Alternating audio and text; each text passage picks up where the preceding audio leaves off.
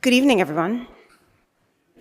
The time is roughly 6:35, but before I call this meeting of the Town Council sitting as the trustees of the Spencer Trust to order, I would like to wish a happy 5th birthday to my daughter Eloise, who is watching us on the camera right now. I love you, happy birthday, listen to your dad, and please go to bed. Happy birthday, Ellie. Yay, happy birthday. And with that being said, it is now 6:36, and I will officially call this meeting of the Spencer Trust to order. Our first order of business is to approve the minutes from the Spencer Trust meeting held on September 8th, 2025. Do I have a motion? Motion to approve the minutes. Motion made by Vice President Kassar. Do I have a second? Second. Seconded by Trustee Coutier. All those in favor? Aye. Aye. The next order of business is to discuss and act on our Spencer budget for fiscal year 2027. Town Manager?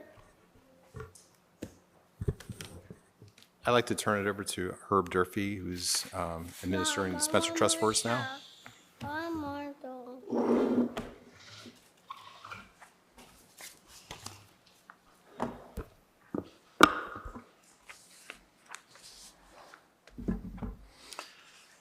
Herb Durfee, town planner, as well as the new administrator for the Spencer Trust.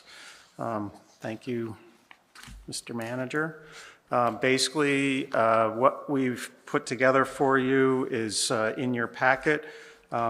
The budget recommend for fiscal year ending June 30, 2027. To give you a little bit of background, the general ledger report for the current fiscal year as well as the past fiscal year, some audit excerpts from the 2025 audit, and then the agency requests from EdCap, Tap-In, Meals on Wheels, the Farm School, and the Village Common of Rhode Island. So that you should have received that in your packet.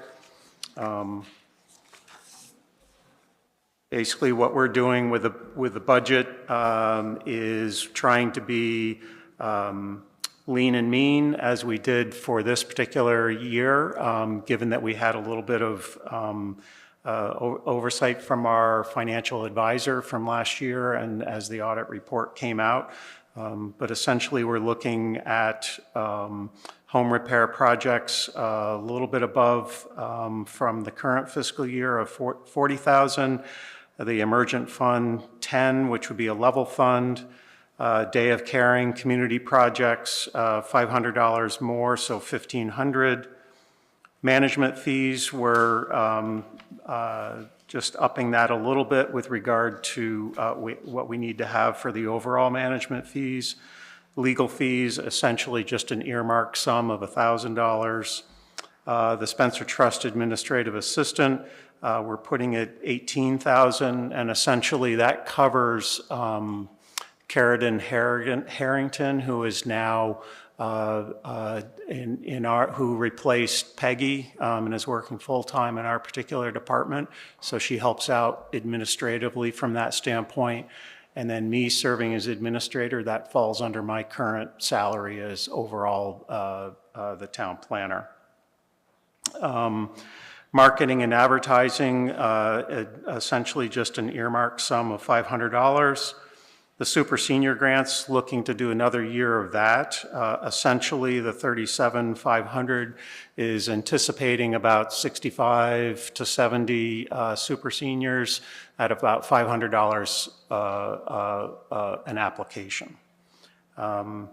So that comes out with, without the down payment assistance, about $131,500, which is a little bit below the $143,000 that you have currently approved for this particular year. We're looking for the down payment assistance of $15,000, which Phil, we borrowed against this in the past, so this is trying to replenish that, if I understand correctly. It would build up the funding that is now about $76,000. Just keep building that up. All right, thank you. So with the down payment assistance, the subtotal is $146,500. And then we received agency requests, and the staff recommendations for the agency requests are $10,000 for EBCAP Crisis Fund, and that's down a little bit from what they're requesting because we do have a balance for this particular year. So if you look at what the balance is with the amount that the staff's recommended, that keeps you at that $25,000 range. The EBCAP operating, $25,000 as requested. The tap-in support, they've requested 10, but we've gone down as a recommendation for 5,000 on that. The Meals on Wheels, we're looking to go down a little bit from the 5,000 requested to 2,000. The Barrington Farm School, they've requested 8, and we've looked to go down to 2,000 on that. There is some connectivity between Meals on Wheels and the Barrington Farm School, so there is some of the offset with regard to that. And then I'm not fully vested in terms of understanding this, but with the Village Common of Rhode Island, they've requested a level fund of $20,000, and staff actually is recommending that we not fund that, given some of the discussion that you've had as a Board of Trustees in the last year in terms of the eligibility question. And I would have to defer to Phil in terms of the specificity of that, but I do know there are a couple members that are aware. I guess you did have a lengthy discussion over a series of months with regard to this particular entity. So I apologize, I'm not well-versed in that. Are there, there's a little bit of babble there, but any questions with regard to the numbers that are in here? Yeah, I'm going to turn it over to my colleagues if anybody has questions. Yeah, thank you, Herb, and thanks for, adding another hat to the stack of hats that you wear on behalf of the town. Just to be able to understand, in the documents, we have sort of the generation of the kind of chart of accounts, the running kind of the whole, every activity of expenditures, but I guess I'm not really sure what exactly has been spent for fiscal year 26 to date. Do you have that available and we can just run through line by line? Sure. Since it's not a huge budget, it might be helpful to just take a look at what is year to date to help inform, because I think the last numbers we have are, for true-up numbers, are from the 2025 audit, or the audit page dated June 30th, and I feel like we... Yep, so basically the expenditure worksheet that looks something like this, that's the fiscal year ending 2026, this particular June. So it is, I ran it on last week, before the early last week. So this should have the numbers through at least the middle of May from that standpoint. Essentially, the expenditures that you've been looking at, I'm sorry, for the home repair, you basically we're at about 28,000 for your year to date. And the amounts that went in there are for specific, I can't mention names from that standpoint, but that's kind of redacted. But right, essentially those are for costs for some of the repairs that we went through over the course of the year. The next item, the management, the banking fees, again, those are the fees that pay for the management and the oversight financially for the Amy Spencer Tucker Trust. And then if you jump down to... What was that total? So that total is $14,120.91. Okay. Thanks. Yep. Then under the...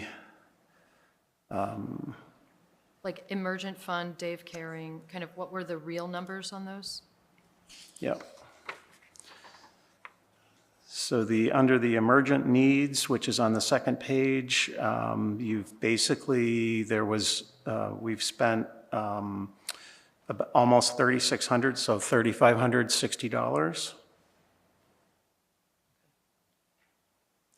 For the nonprofit organizations, the request basically $95,000. Okay, The super senior program, which makes up a lot of the pages, the super senior, we spent $50,250. And that there was I think it was 67 super seniors at $750 per payment, or per grant, I guess is the term, because I remember you were careful about the words last year. For the administrator at the time, Karen, basically we went $12,050 for her expertise throughout the course of the year. And then there are some other sort of minor payments throughout the course of the year. But as of last week, we had spent about $217,000, call it $218,000 year-to-date total. okay. Does that answer your question? Mostly. I think Okay. the thing is, so we had the approved, and I appreciate, and I'm sorry to make you sort of do a little bit of a clerical exercise. I think what I was having trouble with is understanding, we had the approved amount for 26, we have the recommended budget for 27, but we didn't have actuals for fiscal year 26. Okay. And it looks like there's some variability, and going through the chart of expenditures, there were a couple things that were a little bit confusing. So, thank you. But Sure. it looks like, so now we are looking at, let's see, 54 plus 18. We're looking at a reduction of around $60,000 for the subtotal, excluding agency support. Yes. And I could share with you at a future meeting, I do have a spreadsheet that has a little bit more of the actuals and stuff from the past, so if you wanted a little more detail on that, I'm happy to. So it would be a comparison between the approved budgets and the actual numbers. Okay. Be happy. And is the recommended 190,500 the amount of interest and dividends Yeah, that we will it see compares at it, so the you end do of- have, correct, you do have the income available to cover the budget as proposed. Okay. Okay, and so the recommendations for the agency support, is there any detail you can give about the items that have significant changes? So Significant changes from right. last year, let's say. right, so I have to apologize because I am not Yep. versed from that standpoint. So basically, what I can offer you is what was requested from each of the entities that's in your packet. A number of the issues that play in, of course, are the amount of money that we do have available with regard to the income that we're generating on the other side. Last year, initially, we didn't fully understand what we actually had to spend. We thought we had some more, so we had to come back and revise the budget. So we've basically again, try to create a budget that was lean and mean, like the revised budget that we did for this particular year. And we have the requests that are there. Each entity should be providing what benefit that Barrington residents are getting with regard to the provision of their services. I would basically indicate that each of them has tried to provide that. I think that we still have some issues with regard to the eligibility of one of the entities. And that, again, that's where I just can't speak well enough to give you a concrete answer on that. I'd have to defer to the town manager and or the finance director on that. I apologize. Okay. I think those are all of my questions for the moment. Thank you. Okay. I'm open up to the rest of my colleagues. If any other trustee has any questions or anything they'd like to raise for a discussion. Is there someone who can explain what's going on with the Village Common to me and others who don't know?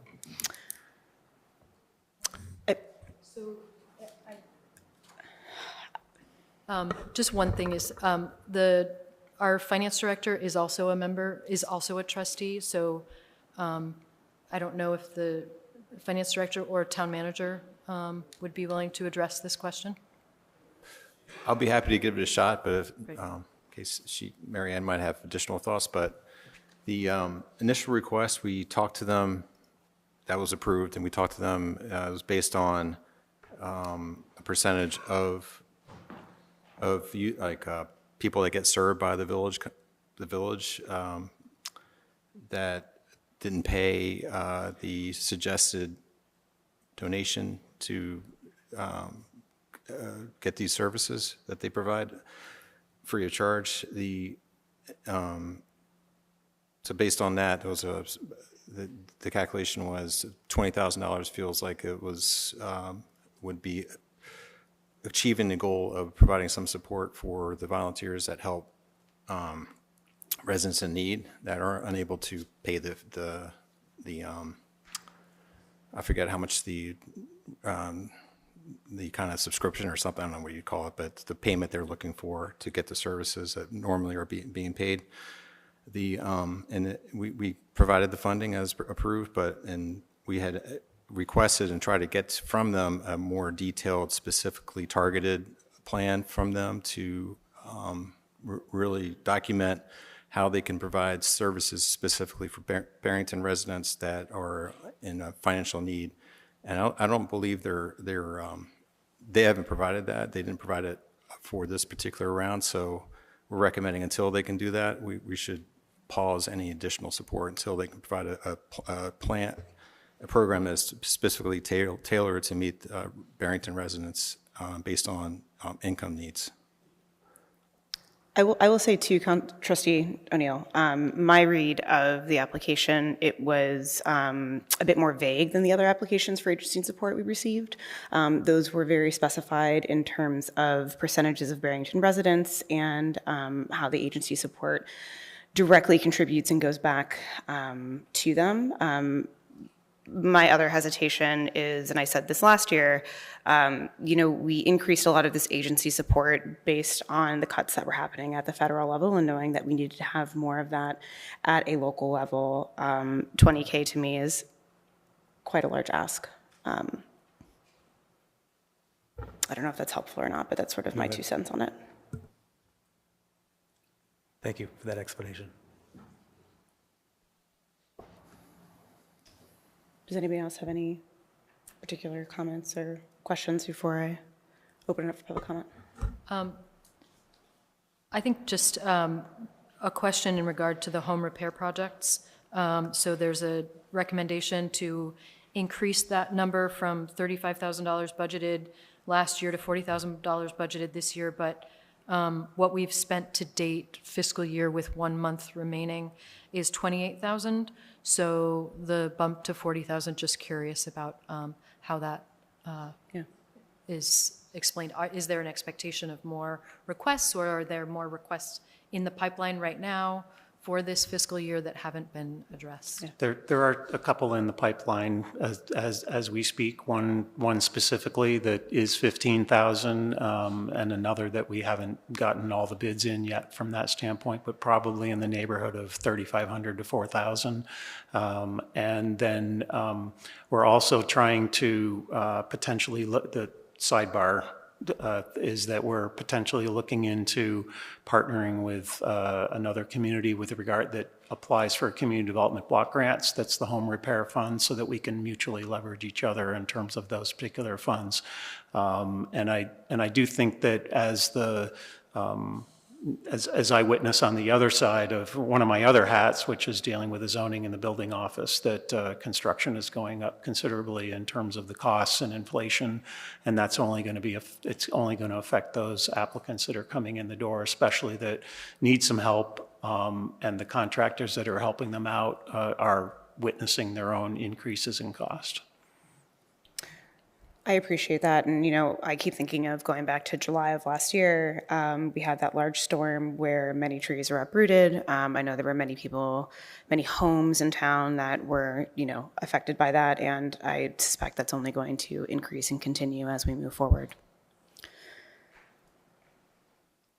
Does anybody else have any questions or comments or things for discussion before I open it up for public comment?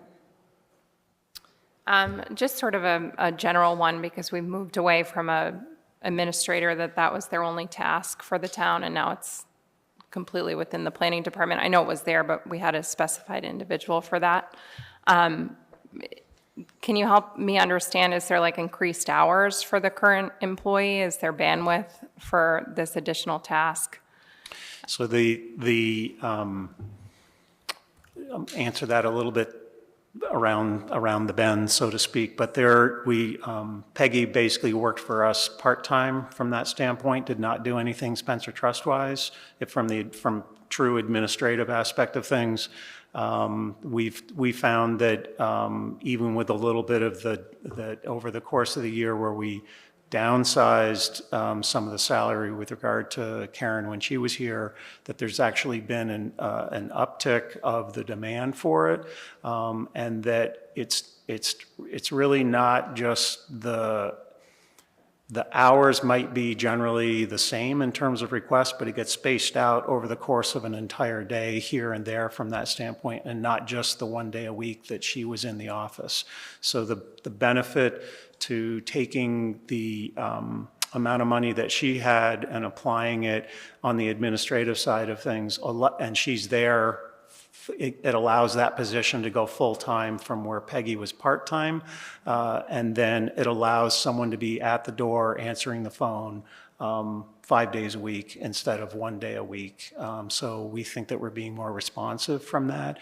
And then from my standpoint, being the administrator, I'm trying to stay at the higher level from that standpoint within the bounds of my existing salary that just gets spread further out. But again, what we're trying to do is provide the service on a 5-day basis, not just a 1-day basis.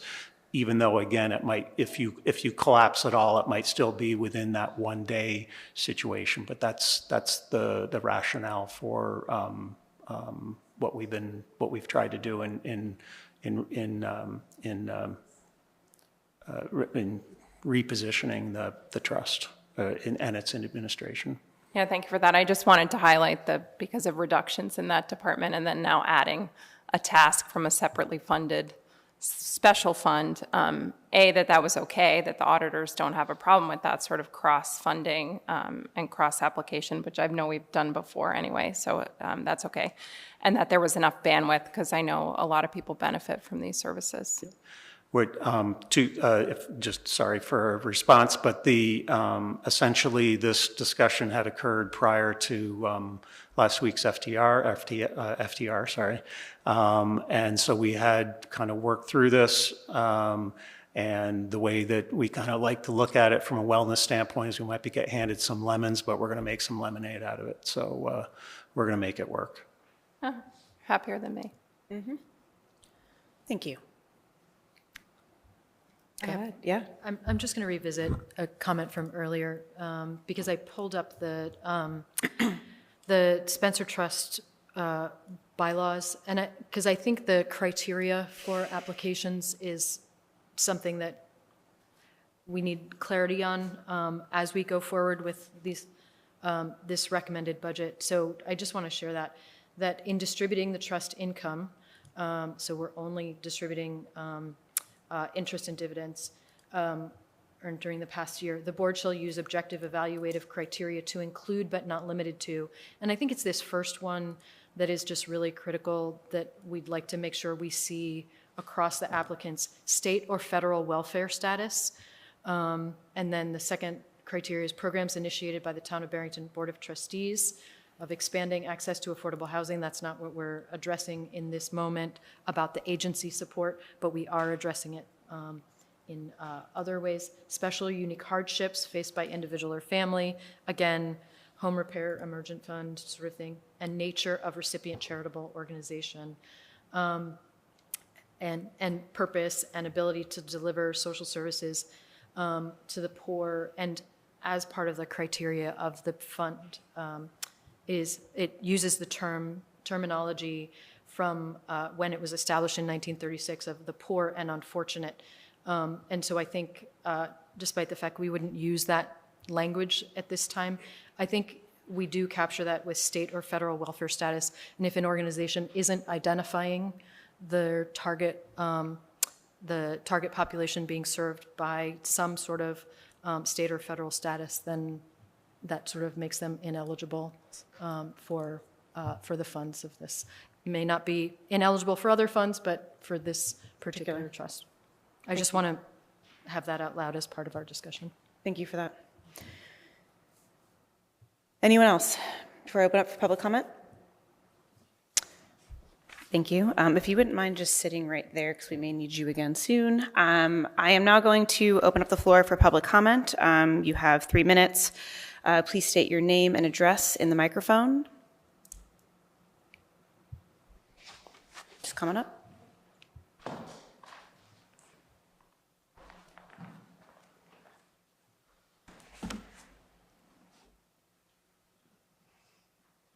Good evening.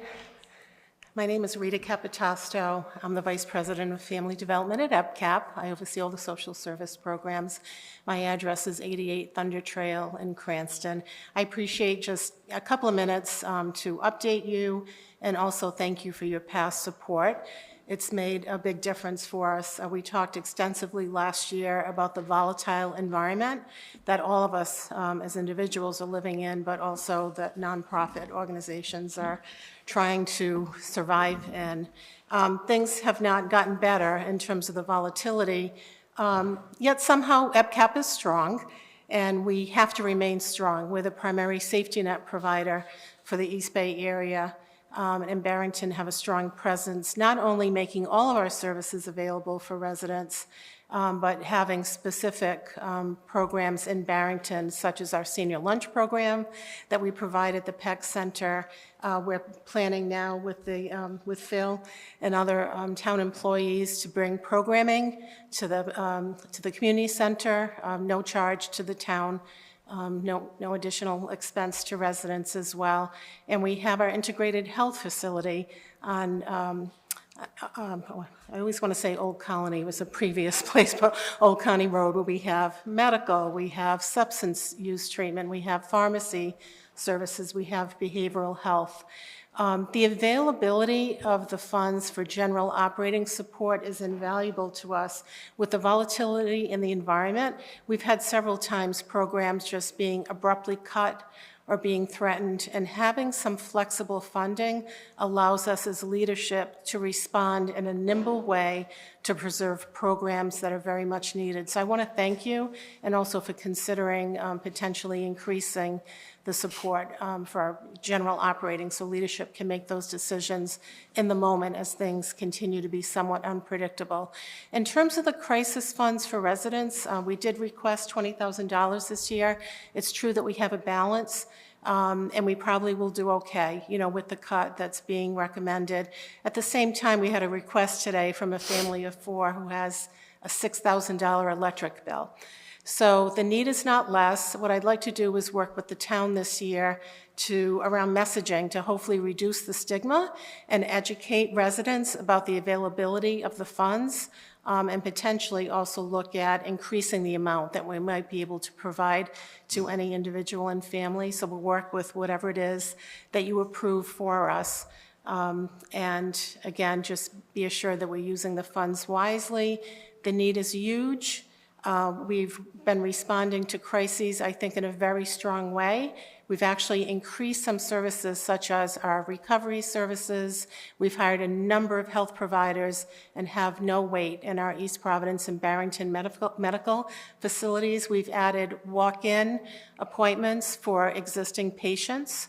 And we've also included the town of Barrington in some of our health equity zone programming around climate resilience, even though we don't have a HES contract in Barrington. So we'll continue to look for every possible way to support the residents of the town. Thank you very much. Yeah, thank you.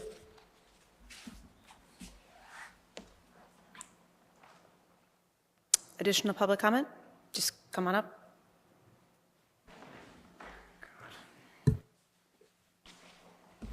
Yeah, Janine Wolf, 5 Atlantic Crossing. I just wanted to clarify, because I do know somebody who benefited from Amy Spencer funds, and it was crucial in keeping her home sound.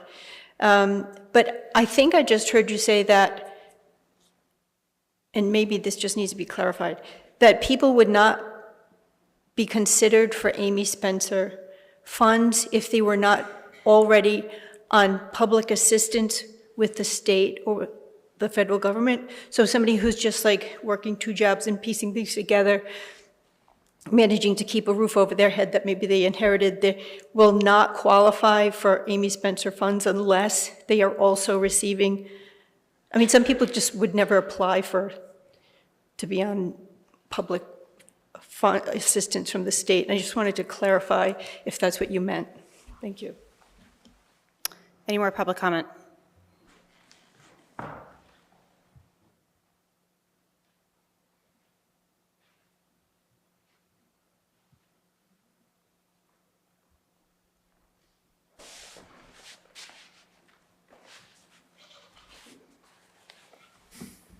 So, good evening. I'm Susan McCalmont, and is that good? Yes, Okay. it's a little closer to it, if you can. Oops, there you go. Perfect. That should be. So, I'm Susan McCalmont, and this is Lorraine Keeney, and we are both here representing Barrington Village, which is one of the local villages of the Village Common of Rhode Island, and we like to argue on behalf of our application. I think you understand our mission, which is to help local residents as they age stay in their homes, and we are an organization supported by volunteers. We are both volunteers, and as volunteers we assist our members by providing transportation, errands, friendly calls and visits, tech support, household help, and a large range of social and educational and other cultural activities. And I'll jump to you want me to talk about the number of requests? Well, we were going to talk a little bit more about the profile of elderly in Barrington, and then a little bit about the demand for our services, which I'll briefly comment on the demand for our services. But then we want to explain how we think we fit into your requirements. So we are, our members are really there's a great demand for our services. Like last year, as a small organization, we provided over 1,000 services to our members, over around 650 rides, and about 320 some friendly calls and visits. So we are very strongly in demand here. But your concern seems to be, are we serving the needy, The poor and the and unfortunate. so we want to stress that we have a baseline membership fee if that were paid, that would provide substantial support for the Village Common. That would be $40 a member per month. But in Barrington, we have only less than 50% who pay less than 10% who even pay that amount. Everybody else pays what they are able to pay. And we never, never, never want fiscal issues to constrain people, to keep them from taking advantage of what we can provide. And so that is the basis for, we don't ask members for any proof of need. We feel that would be a barrier, but we have very, significant need for among our members to be part of us. So in order to sort of cover that gap between what it actually costs to service our members and what our members can pay, we're hoping for some support from the Spencer Trust. The healthy aging reports in Rhode Island show things that I think are not easily visible to a lot of us. But over 12% of the seniors in this town make less than $20,000. And with the average income of people in Barrington being $75,000, it's a lot lower. And the demands that they have for those funds, because in Barrington, the 60% of the population over 65 has 4 ongoing illnesses that are covered. So it includes arthritis. Our Alzheimer's numbers are higher in this community than any other community. So we have a feeling that there are a lot of needs that just are not available. If you have trouble walking or you can't drive, you have costs that are connected to those barriers. And the poor and the definition in the Spencer Trust is not clear to us about the kinds of needs, but we are so aware, as we are called to go to people's homes, of the problems that are being faced by the seniors in this town that occupy 12%. Is that right, of the total population? So we're kind of in San Francisco, it's called the left behind middle. A lot of us are in the position of not being poor enough to benefit from a lot of resources that are provided, but not really having adequate money to pay for drivers, to pay for a lot of the things that we need. So we just would like further clarification of whether we should even attempt to ask for more money. The demand is there and we're serving people, but we don't have enough money at the hub to support having police checks so that we're sure that people who go into people's homes are safe to be in those homes, and for the telephone service that allows the connection between the people who call and ask for a service and the delivery of that service from volunteers. We have plenty of volunteers in this town, but to keep that operational, like in East Bay CAP or other organizations, we need the support of the center in order to get all of these volunteers to offer 1,000 services. Is it worth trying again? Or what do you need to know that we haven't supplied for you? We don't typically, during public comment, do a Right, Q&A, right. but I think this could qualify us to ask some clarifying questions. First, I want to say the work of the village is so absolutely necessary, and if we could replicate, if for all of our communities we could replicate the types of services and deploy the people who are stepping up to help, absolutely, 100%. And I think we all, everybody in this room probably agrees with that, and I'm grateful to hear that this is happening. I think where we are bumping into this challenge, which is where we bumped into it over the past year and why it took a little while to process this, is truly the legal wording that is in the trust document. I think that as a town, we, of course, want to support the village, and hopefully together we can figure out a way to do that. Is that through the Spencer Trust? That's a separate question, but I think without documentation of income level, right, without understanding that the village is screening for who is eligible for services in the same way that EBCAP and Meals on Wheels and Tap-In and others do, then it's just in a different category. It's not that it is less worthy of support. It's simply it may fall into a different category, and certainly we need to revisit that, and that was part of the delay. And I think if we all had it to do over again, we would have had this discussion before coming to this particular meeting.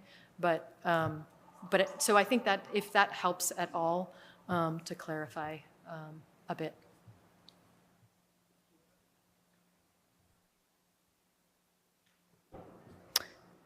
Do any of my colleagues have any further questions? Okay, thank you very much. All right.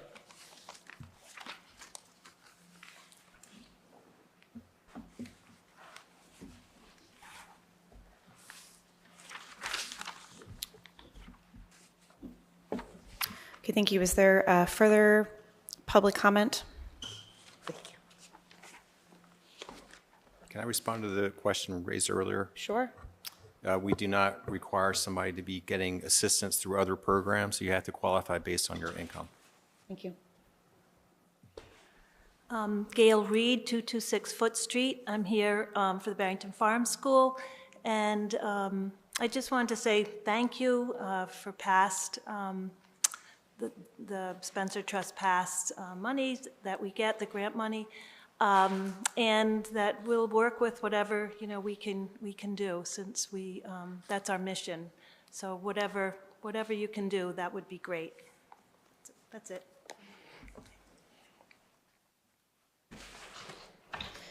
Any additional public comment?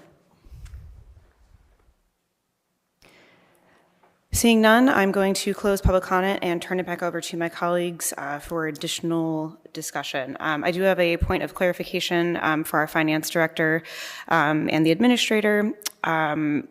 Would it be possible for us to potentially amend the budget at a later date before July 1st? If you'd like to, you can. Keep in mind that we made the decision last year how we're going to build this budget was based on the interest and dividends of the preceding audit year, which is what we have here.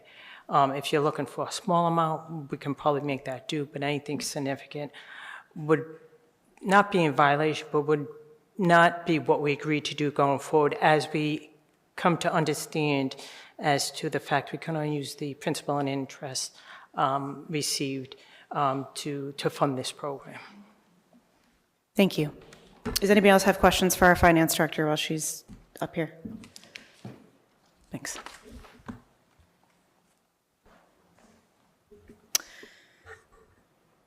So I'll just jump in and say that I want to, I agree with everything that Vice President Trustee Kassar said regarding sort of tangible, I don't want to say the word proof, but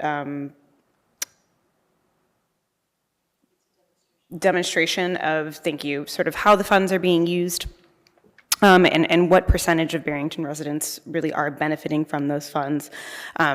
Like I mentioned earlier, I did see that in all of the other agency applications. I asked about amending the budget because I would like to give the village a chance to submit those materials if they believe that they do qualify per the discussion that we had. And I was just wondering how my colleagues felt about that. I mean, we could also send forth as is with no amendments, but I know. I would appreciate the opportunity to see some demonstration of assessment of need. Okay. Anybody else? And I just want to also, with the caveat that we can't fund at the level that we funded last year. Yes, that's important to note as well. All of the other agency asks have been severely slashed in their ask and what we are able to provide, so please keep that in mind. But I would welcome you to submit as soon as possible additional information, again, that demonstrates, the need for the village and how the funds are used, particularly here for the poor and unfortunate in Barrington. So if no one else has anything to add, with that being said, I would like to move to approve the Spencer Trust budget for FY 2027 as presented. Second? Motion made by myself, President Jankovic, seconded by Vice President Kassar. Any discussion? Hearing none, how do we vote? Aye. Aye. Aye. Aye. The motion passes 5-0. I will now open it up for general public comment. Please come up, state your name for the record, and you have 3 minutes to chat. Seeing none and hearing none, I'm going to close public comment and move to adjourn the Spencer Trust meeting. Aye. Aye. Aye. Adjourned at 7:22. Break? A nap? No?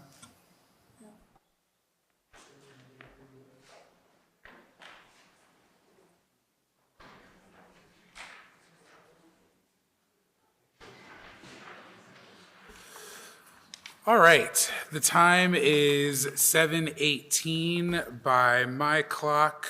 I will now call to order this meeting of the Barrington Town Council. First, we will stand for the Pledge of Allegiance.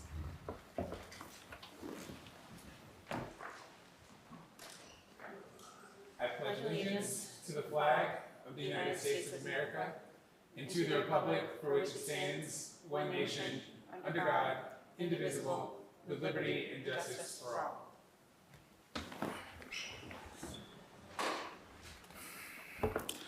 Akine, peace. We recognize the unique and enduring relationship that exists between Indigenous peoples and their traditional territories.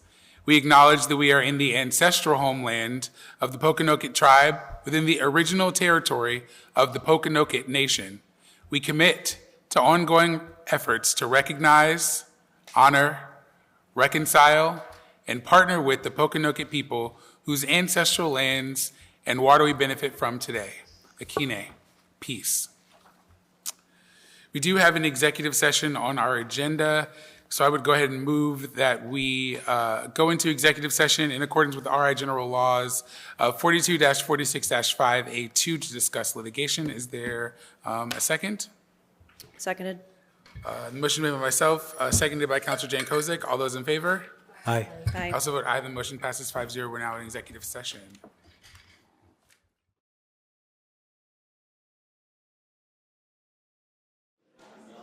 All right, so I think we're going to go ahead and get started.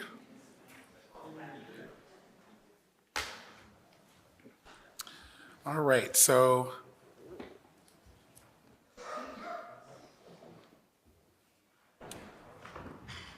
now that we are back in open session, I would like to make a motion to seal the minutes of the executive session. Is there a second on that motion? Second. Seconded. The motion is made by myself, President Cloutier, seconded by Councilor Jankovic. Is there any discussion on that motion before us? Hearing none, all those in favor? Aye. Aye. I also vote aye. The motion passes 5-0, and I can report that there were no votes taken in executive session. All right, next up on our agenda is item number 5. That will be the consent agenda, and all of the items with an asterisk are routine by the town council and will be enacted by one motion. There will be no separate discussion on these items unless a council member or a citizen so requests, and the request is for good cause, in which the event will be removed from the consent agenda and will be considered in its normal sequence of events. These consent agenda items are number 5 through number 16, and first I will ask my council colleagues if there's anything that they would like to remove from the consent agenda, and we will consider it in its due course.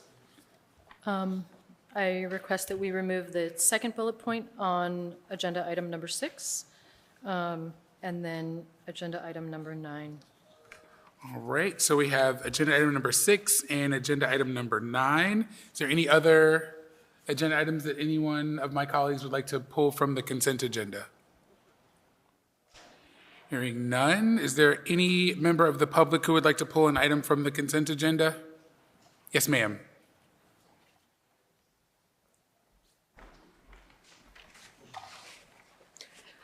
Ann Strong, 55 Teat Avenue. I would like to pull item number 16, approve grant of easement EAM Barrington High School, Lincoln Avenue, please. Okay. Thank you. We will pull agenda item number 16, which is the approved grant of an easement, EAM Barrington High School, Lincoln Avenue. Any other agenda items from the consent agenda that anyone would like to pull? Hearing none, I will go ahead and move that we accept the consent agenda as presented with the exception of agenda item number 6, number 9, and number 16. Second. The motion has been made by myself, President Cloutier, seconded by Vice President Berard. Is there any further discussion on any item on the consent agenda? Hearing none, all those in favor? Aye. I also vote aye. The motion passes 5-0. So we move on to agenda item number 6. The first bullet point is tree planting and removal for May 1st, 2025 through April 30th, 2026. 50 trees were removed and 82 trees were planted. Next, we have the Barrington Yacht Club, and I believe Councilperson Kassar would like to discuss that. Yes, thank you. So this item is in regards to the 2026 Sunfish North American Regatta, which will be happening this week here in Barrington. And there has been tremendous work by a number of folks who have organized. One of our residents, Kristen Cruzcamp, has been really leading the process for this high-profile event, and just wanted to take the opportunity to highlight this. So for folks who are not aware, and folks who are aware are probably pretty excited, folks who are not aware, we have 114 sailors from 11 countries coming to compete in town. Because the registration was larger than was expected, we have support from Newport, Bristol, Cape Cod, and a few from the St. Croix Yacht Club to help run the races. The town manager and Parks Department have, Parks and Rec have really supported this work. The Barrington Yacht Club has been hosting championship events for quite a long time, but this was a particularly challenging race to host. This will be, well, actually, just a long time ago, in 1978, the Sunfish North Americans were held off of Barrington Beach. So it's an opportunity to have the event back here in Barrington. It is happening from this Thursday, June 4th, to Sunday, June 7th. And the website is available for you to check out when races are. And the manufacturer of Sunfish boats is Zim Sailing, located in Bristol. So it's a really very much of a local East Bay event, and it'll be pretty interesting. And great to see there'll be more than 100 boats at the starting line at the beginning of the race. So really a lot of fun. Hopefully all the weather will cooperate, but hopefully this will also be good for businesses, but it's a great thing to do and a great thing to support. And thank you to everyone who's been involved in making this happen. Thank you so much. That's exciting. Does anybody else have any other comments? Where do they line up to start, right? Can you see them from the beach? At Barrington Beach. Yeah. Yeah. It won't take up all of Barrington Beach. I think there's a portion of the beach that is designated, but Awesome. yeah. So it'll be a busy time. Great. All right, so hearing that, I will move that we go ahead and receive these updates and events as presented on the agenda and as in the town manager's memo. Is there a second? Second. The motion has been made by myself, President Cloutier, seconded by Vice President Berard. Any other discussion on agenda item number 6? Hearing none, all those in favor? Aye. Aye. I also vote aye. The motion passes 5-0. Next, we'll move on to agenda item number 9, which is accept monthly department reports for April. And I believe, again, Councilwoman Kassar had some things she wanted to pull from these reports. Yeah, thank you. So, it's becoming clear that a lot of folks in town may not be aware of everything that the staff of the town do. And these monthly reports really give the highlights and the activity of the departments. So, very often there's invisible work that happens to make your life work, right? To make your life run smoothly. And I just want to pull out some highlights from the various monthly department reports. And this is all available if you click through the town manager's memo. Every one of these is available, but I just want to hit some high points. First, from our business and finance team that takes care of tax collections in the current and prior year, processes payments, bills other municipalities for rescue billing, and tracks our money market returns, as well as supports budgeting, and in this case of the past couple of months, the FTR process. Fire department training for all 29 personnel, including dispatch, to assure that the communication system is ready and operational. Established a new firefighter paging system that allows for quicker notification of emergencies. And just, if you're a data geek like me, the numbers are amazing for the size department that we have. 292 incident responses, 175 rescue calls, 76 advanced life support, 34 basic life support, and mutual aid to other communities, mainly East Providence and Warren. And I think it's really critical that we provide that and they provide that for us. Human Resources Department, I think most of us don't really think about the town HR director, who holds quite a bit across all of these departments, maintaining the policies and procedures, overseeing wellness initiatives, onboarding our summer seasonal employees, and making sure that our unionized employees are receiving their required information on a regular basis, managing job postings and interview processes for all the fire, police department, DPW, as well as administering benefits and payroll. So I would love to go through all of the departments, but I Do it. What? Do it. Do it? No, just kidding. Somebody got the reference. Thank you. No, you're good. You're fine. But I think it's going to be important for us to continue to highlight so that there's just a greater collective understanding of what is done with the funds that are in our budget, especially as we look at how that's going to be reconfigured over the course of the next year as a result of the results of the FTR. So thank you. Thank you very much. I have one thing to add, if I may. Yes, absolutely. Thank you for referencing the fire department. I stopped by to say something to the chief. We unfortunately have used rescue quite a few times for my children. I don't know if anybody saw my son's cast up to the top of his shoulder, but That's a nice cast. Our department got there in minutes with a rescue and a fire truck, and 3 of our members of the fire department took really good care of my son, and his hand was like off his wrist because he was silly and jumped off the top of a swing, but they kept him calm. They didn't act shocked. They took care of him. They were there quickly. They made it a seamless process for me, and I mean, I think that makes me feel happy with that's what my taxes are going to. The truck was safe. The truck got us to the emergency room quickly. He was taken care of. I will have a large bill for that from Hasbro, but it was just really nice. I mean, you hope you don't have to use the services, and then when you do, when they're really so stellar, it made me feel proud. So thanks for pulling that one. Yeah.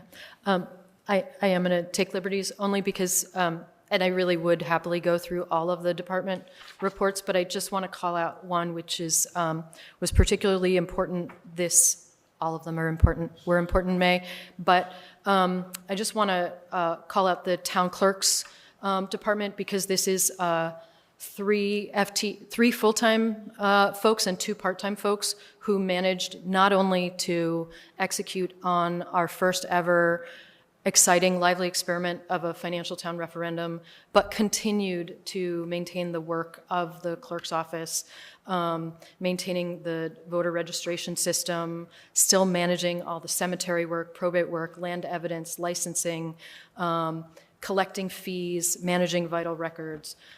So kudos to the town clerk and team for all the work that you kept going while doing all the exciting Super Bowl of a FTR. Thank you so much. All right, so that being said, if there are no further comments from my colleagues, I would move to accept the monthly department reports for the month of April. Is there a second? Second.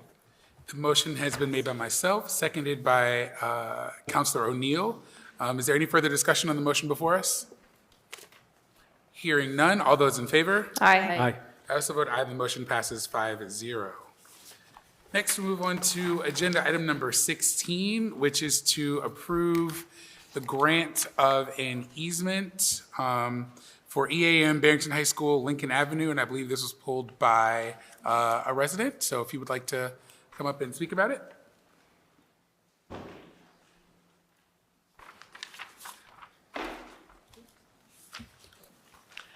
I just wanted a little more background and information on it. That's all. Perhaps Mr. Hervey can provide that. Okay. Or somebody from the school department. I don't see anybody from the school department here, but I will. We have Chris Spiegel from the. Oh, hi. Sorry about that. My apologies. There you go.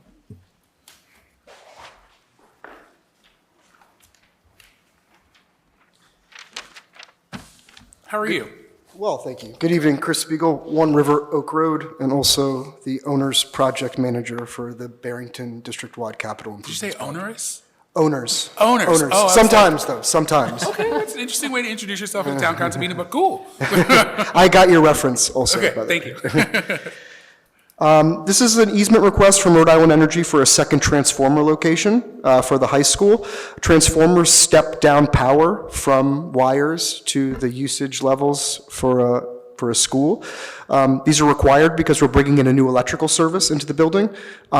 With the solar infrastructure as well as all of the new technology we're putting into the buildings, we need a new electrical service in order to basically make sure all those outlets have power, long story short. So that's why we're here.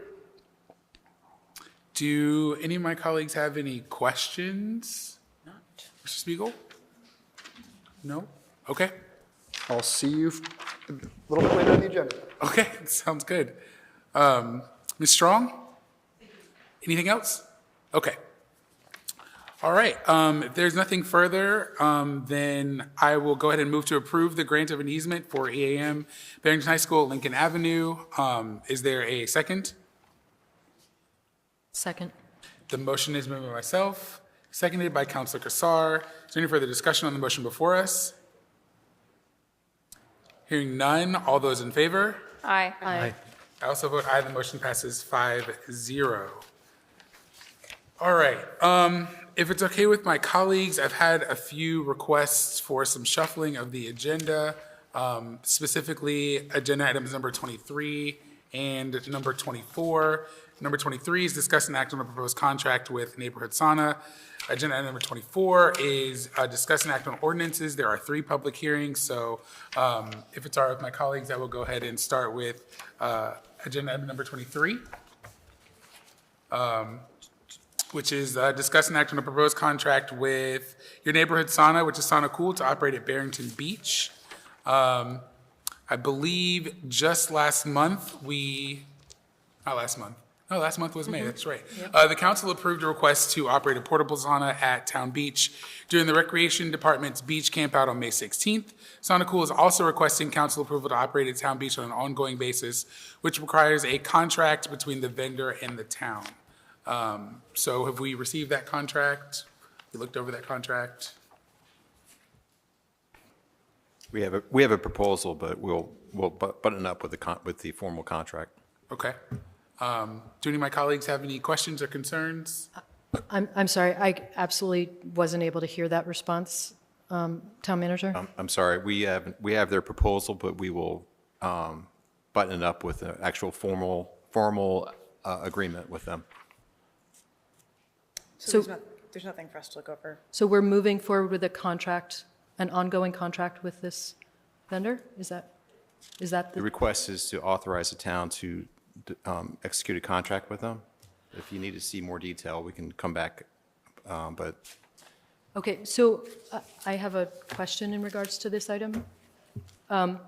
We were approached by another sauna vendor I think it was at least 2020, probably late 2024, and then into 2025, and we completely disregarded, or I don't see any evidence of us acknowledging them. So I'm wondering how one vendor over another. Just want to understand how we're making decisions about vendors for a service like this. I'm trying to remember this particular vendor that you're talking about. It's Alter Mobile Sauna in Barrington. Looks like Kayla Sibilia, steward of the Alter Sauna. This was from May 19th, 2026, and also there was a former 2024 request. Right. There was a 2024 request, then a follow-up in March 2025, and then another follow-up recently, and I'm curious as to how this happens. I think we'd like to, if we could hear from the recreation director, senior record, that's more the weeds. I'm not keeping track, I guess, of the different names of the saunas, so if we can get more background from the rec. And I think just in general, understanding how we sort of assess vendors and kind of respond. Sometimes it's a trend, sometimes there are multiple vendors. Is this a thing we want to make sure is available at our beach? And then we, put out an RFP, I don't know. Mm-hmm. But it feels like we've got a person who's been approaching us who has an established business, and someone else comes at another point. We don't really respond to that. Someone else comes at another point. It just doesn't feel quite fair if we're supporting small business. With that being said, hearing from you, Town Manager Hervé, is it possible to have Ms. Baum come up?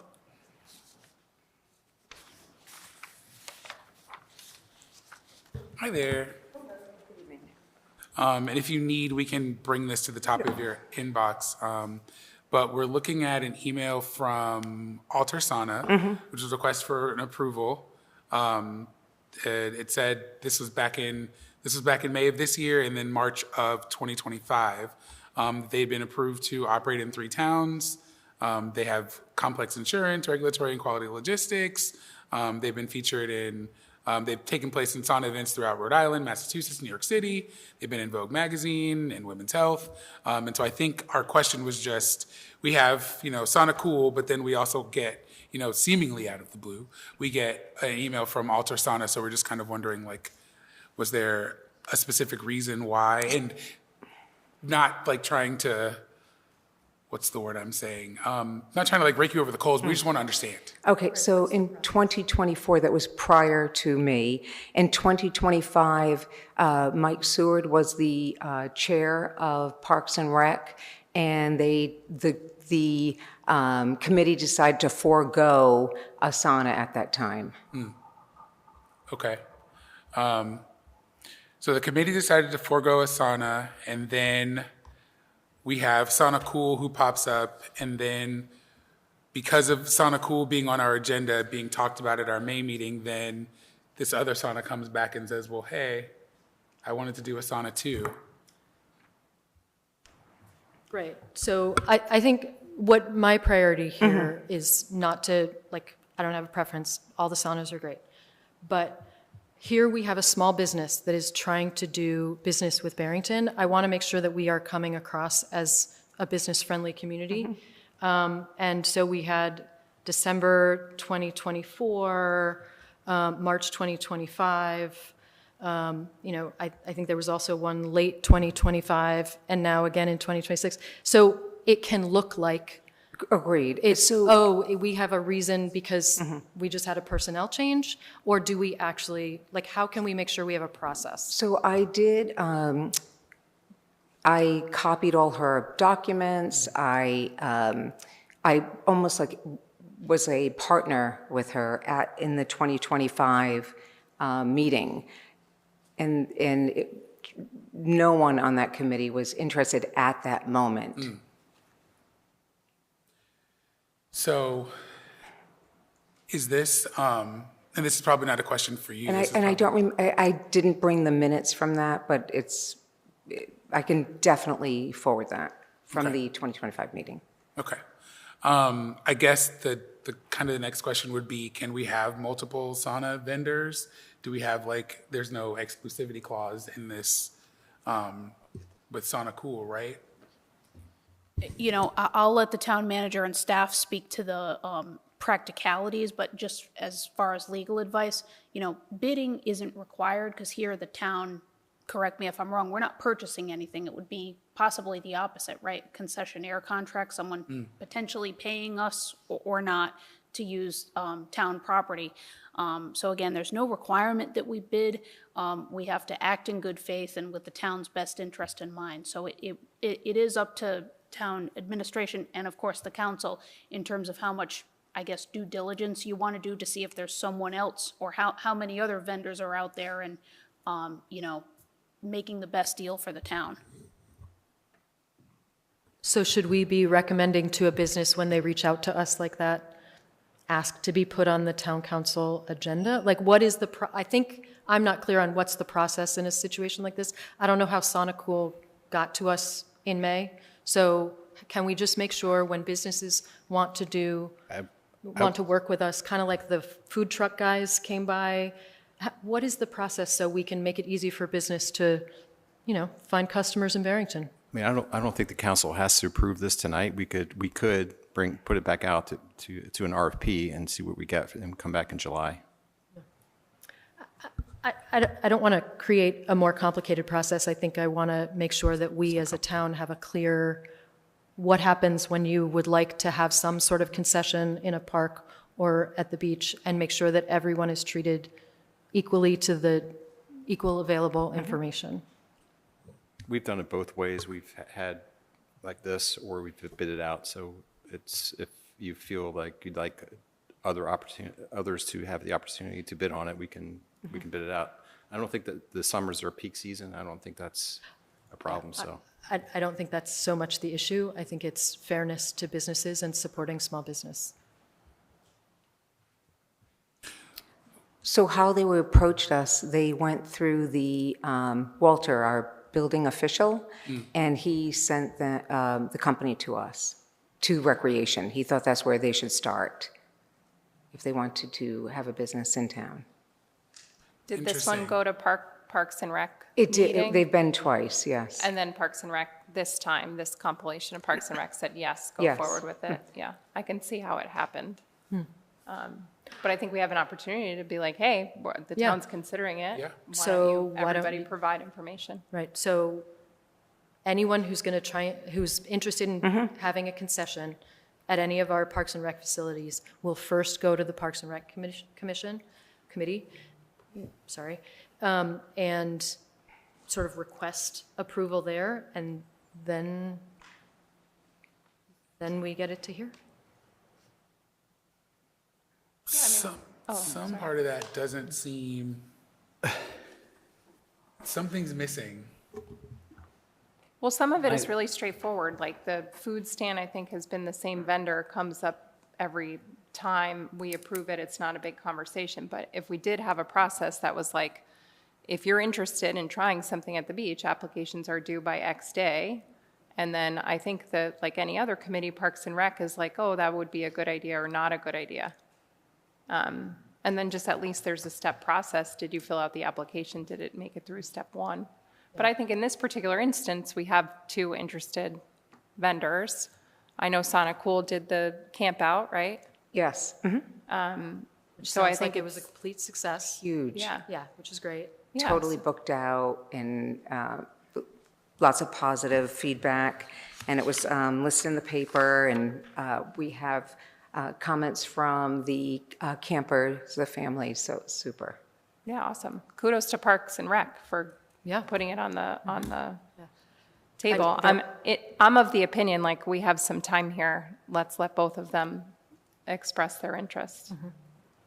And that I entirely agree. I just think we got a person who's emailed us 4 times, works around the state. I don't want her saying to her kind of local, her business peers, don't bother coming to Barrington because they won't respond to your email. You know, like, and I might be over dramatizing it, but I just want to make sure It was we have a on the process. agenda in 2025. It was just not maybe good timing, or because we have the same group, but we have more people now, so maybe that's how that changed. Yep, great, thank you. Okay, thank you so much.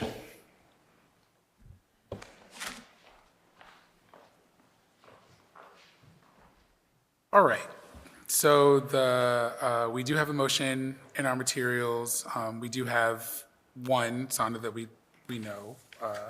We would like to work with us at the town beach.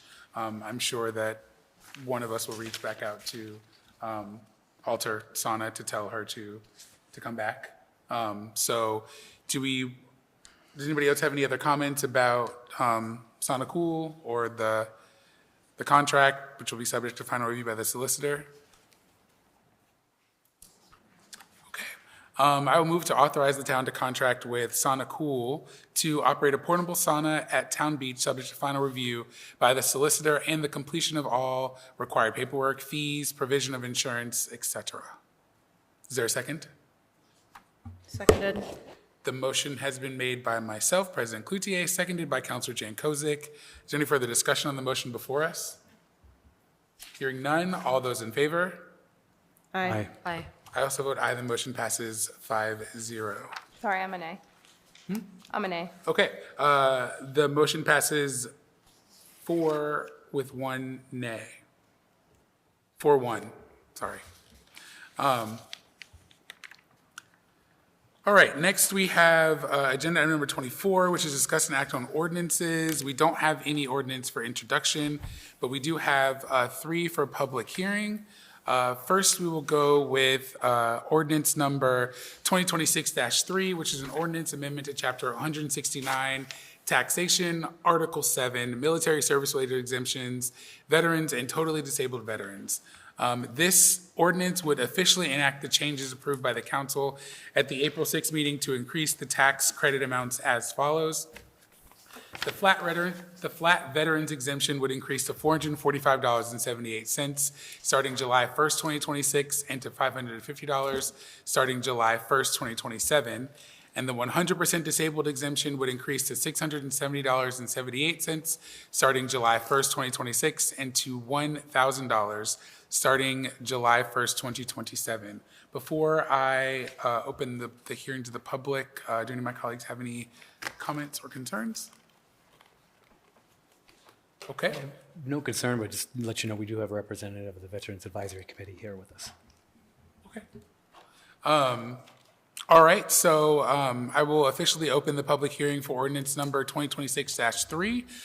If anybody would like to come up and speak, you may do so. Please approach the table, sit down at the mic, state your name and your address, and you have 3 minutes. Don't all rush the table.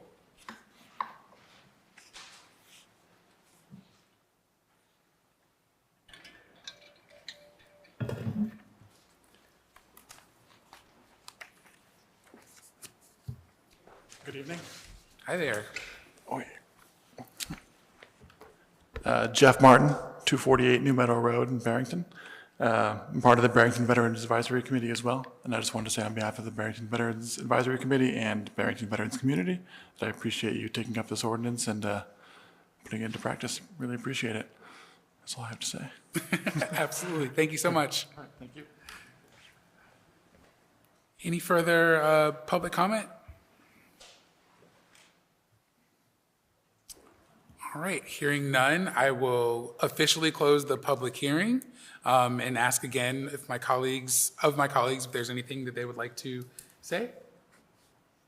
I think I'd only say to those in the room who are here, this town council has had numerous opportunities to discuss this. It's taken a little while to get to us to actually officially voting and having the hearing, and so that might be one of the reasons why we don't have a lot of public comment, and there's really not a lot for us to discuss because we have talked about this at length.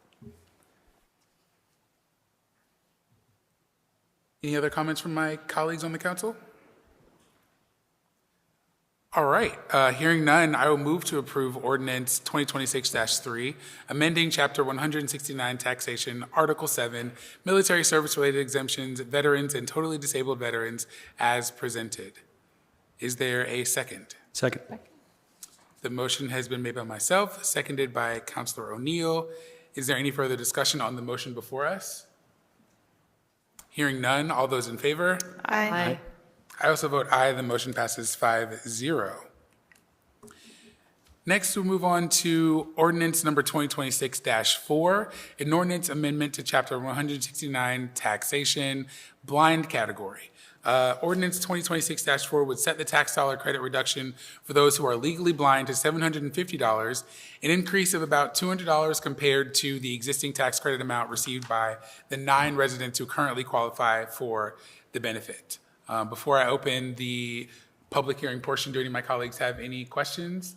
As Councilor O'Neill said, this is something that we have previously discussed at other town council meetings, and it took us a minute to get to a number and to get to the public hearing, but we're here now, so that's why we're opening this public hearing, but we don't have, a whole lot to discuss amongst ourselves. All right, hearing nothing from my colleagues, I will open the public hearing for ordinance number 2026-4. Again, same instructions as the prior ones. Please approach the table, state your name, your address, and you have 3 minutes to be heard on this ordinance. All right, seeing no movement, hearing no paper shuffling, I will go ahead and close the public hearing to ordinance number 2026-4, and I will also move to approve ordinance 2026-4, amending chapter 169 taxation as presented. Is there a second? Seconded. The motion has been made by myself, seconded by Councilor Jankovic. Is there any further discussion on the motion before us? Hearing none, all those in favor? Aye. Aye. I also vote aye. The motion passes 5-0. Lastly, but certainly not least, we have ordinance number 2026-5, which is an ordinance adding chapter 146, native trees and plants. Ordinance number 2026-5 would adopt a native trees and plants ordinance, which is based on a proposal from the Open Space Committee. I believe there may be a few members from the Open Space Committee here tonight. But before I open up the public hearing, do any of my colleagues have any questions or concerns about this? Just ordinance? a comment. I'm liaison to the Open Space Committee, and this has been a bit of a long time coming. They've discussed this sort of at length, and it's gone through a couple of different revisions. So I just wanted to have it out on the record that this is something that's gone through a few edits and that the committee has spent a lot of time on. Understood. Any other comments? As a liaison to the Conservation Commission, that Conservation Commission has discussed this ordinance a few times and has been generally in support of it. Okay. Love to hear support. Any other comments? All right, I will go ahead and open the public hearing for ordinance number 2026-5. Same instructions as before. Please approach the table, sit down, state your name, your address, and you have 3 minutes to be heard on this ordinance.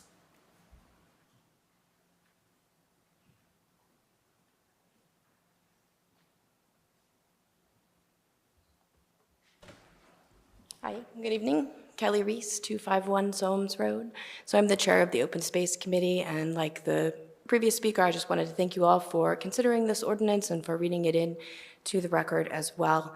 As you've read in the ordinance language itself, we feel that this ordinance promotes local biodiversity, it helps create vital habitats, and it helps supports our resilient roadie mindset and how we're planning for a climate future.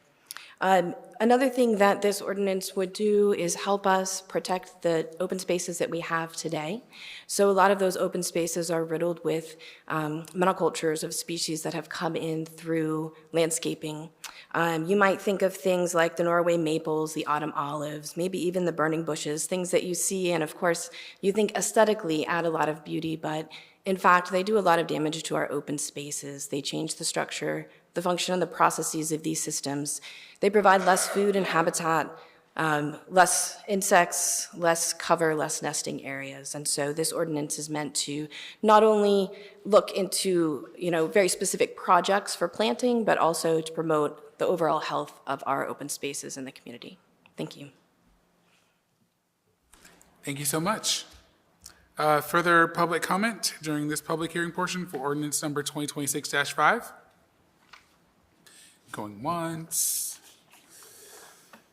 All right, hearing none, I will go ahead and close the public hearing for ordinance number 2026-5, and I will move to approve ordinance 2026-5, adding chapter 146, native trees and plants as presented. Is there a second? Seconded. The motion has been made by myself, seconded by Councilor Berard, Vice President Berard. Is there any further discussion on the motion before us? Hearing none, all those in favor? Aye. Aye. I also vote aye. The motion passes 5-0. All right, thank you to my colleagues and thank you to the public for allowing me to do the shuffling of the agenda. Next, we will move back up to agenda item number 17, which is discuss and act on interviews and appointments. We have one interview today, which is for the Bicycle Pedestrian Advisory Committee, BPAC. One vacancy, one alternate with a term expiration date of March 31st, 2028. And we have one person to interview. I'm going to make an assumption here. Sophia Graham. Ms. Graham, are you with us? Okay. Then we will move on, and I guess we'll reach out and see if she is still interested. Agenda item number 18, we'll move on, which is discuss and act on the school committee request for a waiver of local fees for the school construction project. Town Manager Hervey, could you please discuss this a little bit? The school committee has submitted a request to the town to waive the local permit fees for this project. The town previously waived the fees for the middle school project. Chris Spiegel from Left Field is here to provide more information, but the town's objective, and they've agreed to it, is to make us whole. We can't absorb any additional costs. We don't have that in our budget whatsoever, so they're going to make us whole to cover the fees that we actually incur as we go forward. So that's the suggestion that we're moving forward with.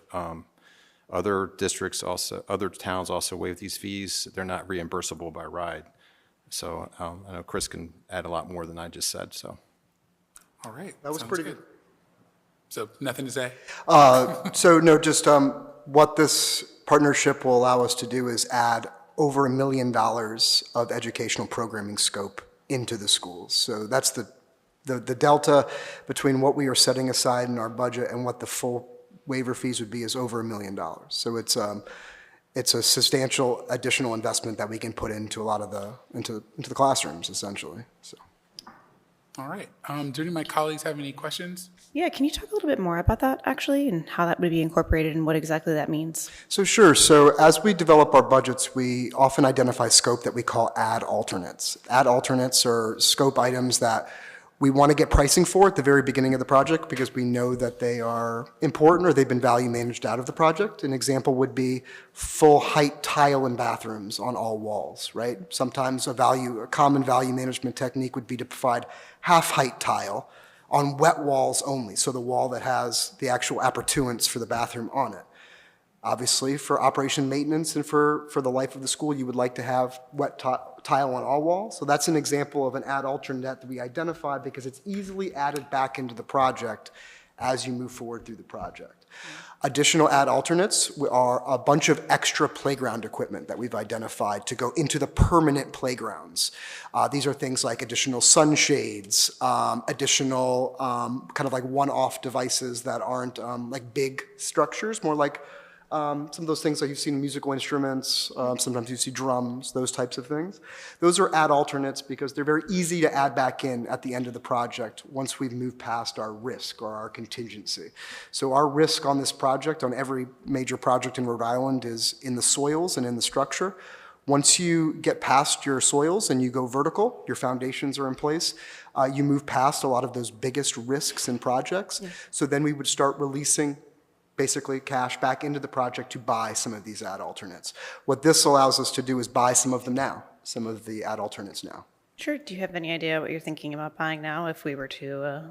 I believe most of the scope that we're talking about adding now, right now, is,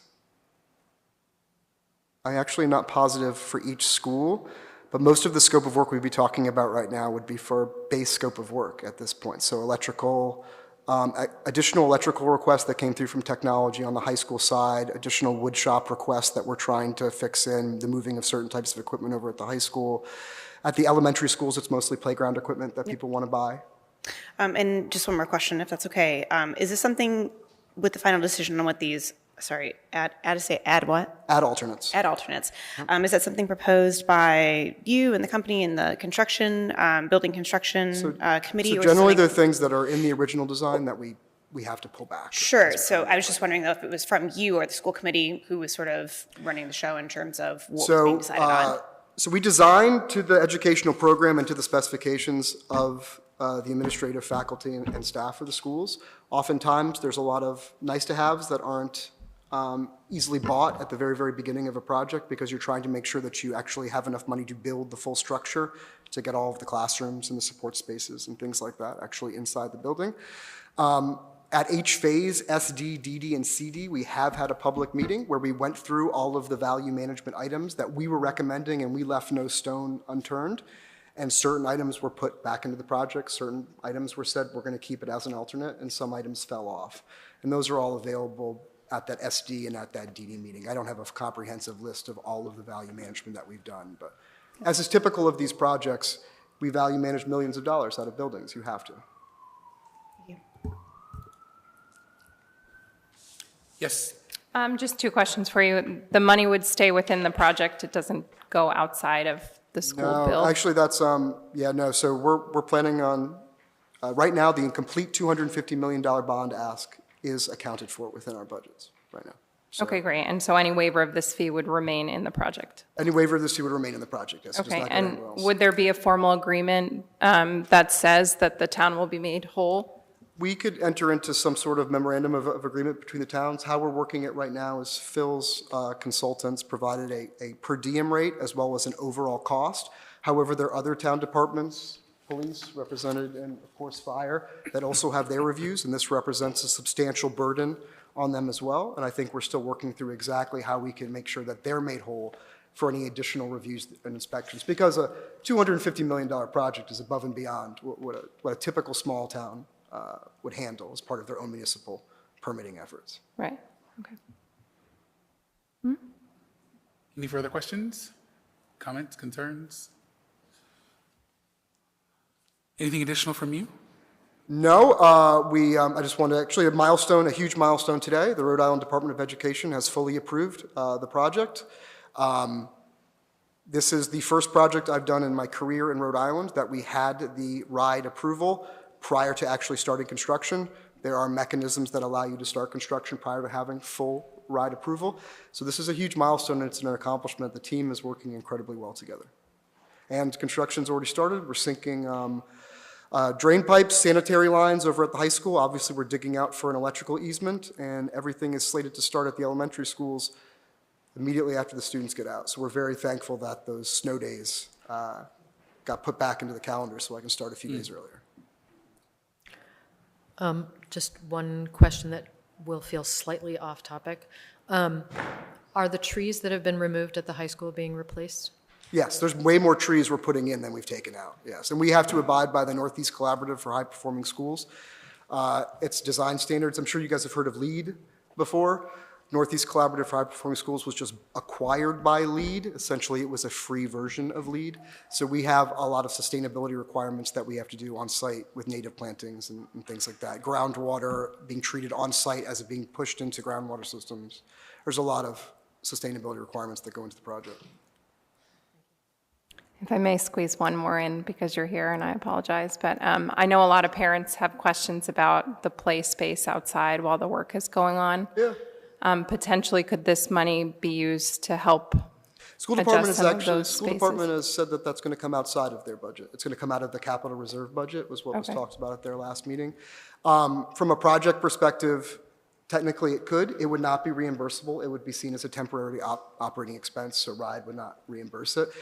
RIDE would also take issue with it, not in any formal way, but they want, if you're making an investment, you're taking out a bond and paying it out over the life of 30 years, they like to see that money put into the classroom as opposed to being on temporary operational things. So school department has given us a mission to identify different price points and different types of temporary playground structures. We had a meeting with several active community members last Wednesday.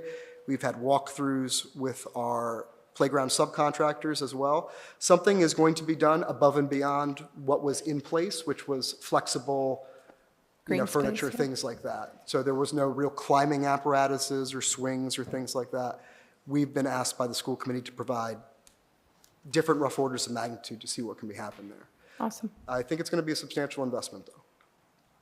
Just to give you guys an idea, 10 swings is $100,000. Yeah, I've been in the mix of all of the correspondence. It's a lot of correspondence, so thank you for fielding all of that.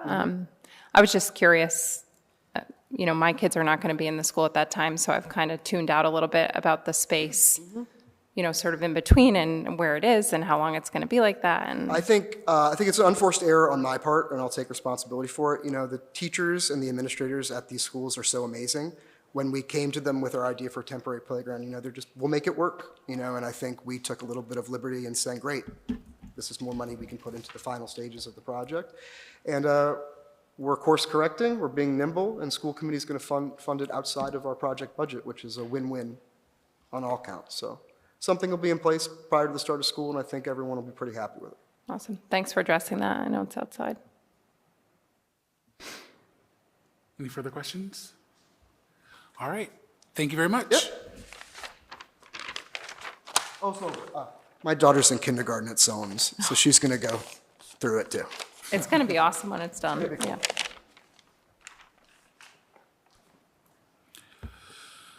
All right. So I know we asked a few questions. Before I open this up to public comment, are there any additional comments from my colleagues? All right. I will go ahead and open this item up for public comment. If you have something that you would like to discuss regarding the school committee's request for waiver of local fees for the school construction project, please approach the table, state your name, your address, and you have 3 minutes. All right, hearing none, I will close the public comment portion, and I will go ahead and move to approve the school committee's request to waive local fees related to the $250 million school construction project with the condition that the town shall be reimbursed for all costs incurred to complete required plan reviews and inspections through project completion. Is there a second? Second. The motion has been made by myself, President Cloutier, seconded by Councilor Kassar. Is there any further discussion on the motion before us? Yeah, I just was wondering if you would amend it to include that the funds stay within the project and the town and school enter into an MOA stating the same. Can we do that? Do you Yes. second the amendment? Yes. Okay. I will amend my motion to include that language. Clerk Bernardo, did you get that language? Okay. I just added, and that those funds stay within the project and the town and school enter an MOA stating same. We just added the sentence to the end of the motion in our materials.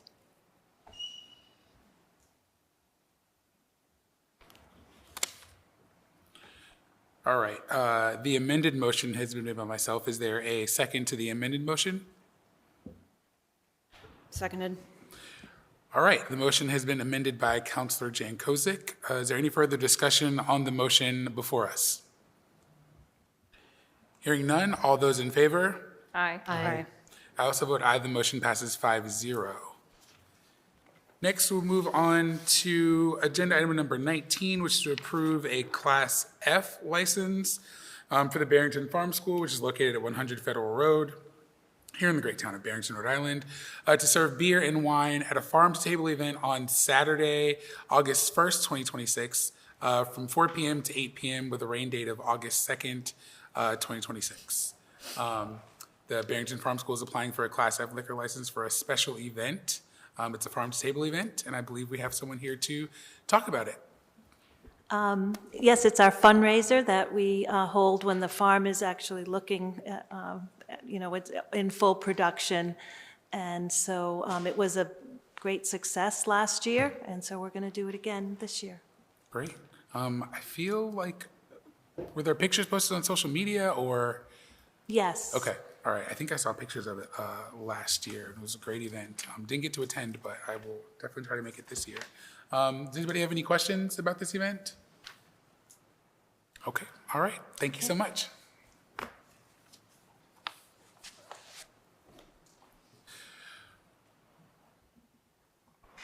All right. Does anybody have any questions, comments, concerns? No? Okay. I will move to approve Barrington Farm School's application for a Class F liquor license for the farm-to-table event at the farm school property on August 1st with a rain date of August 2nd, subject to the provision of all required paperwork. Is there a second? Second. The motion has been made by myself, seconded by Councilor Kassar. Is there any further discussion on the motion before us?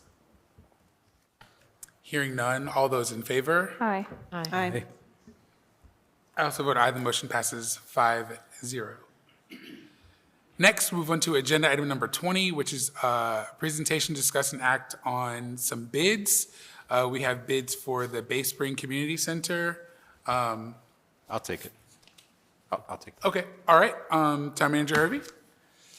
This is equipment that we need for, and furniture that we need for the Bay Spring Community Center renovation project. The bids are based on master price agreements, competitive bidding that was done by other agencies. And so we provided references to those contracts. The total for the furniture bid is $16,613.60. The total for the basically IT and the AV equipment and the cameras it totals $6,139.53 for the Dell items, and the CDW items add up to $47,739.91. This is all covered by the grant. So there are two motions that would approve these items so we can move forward with the purchases.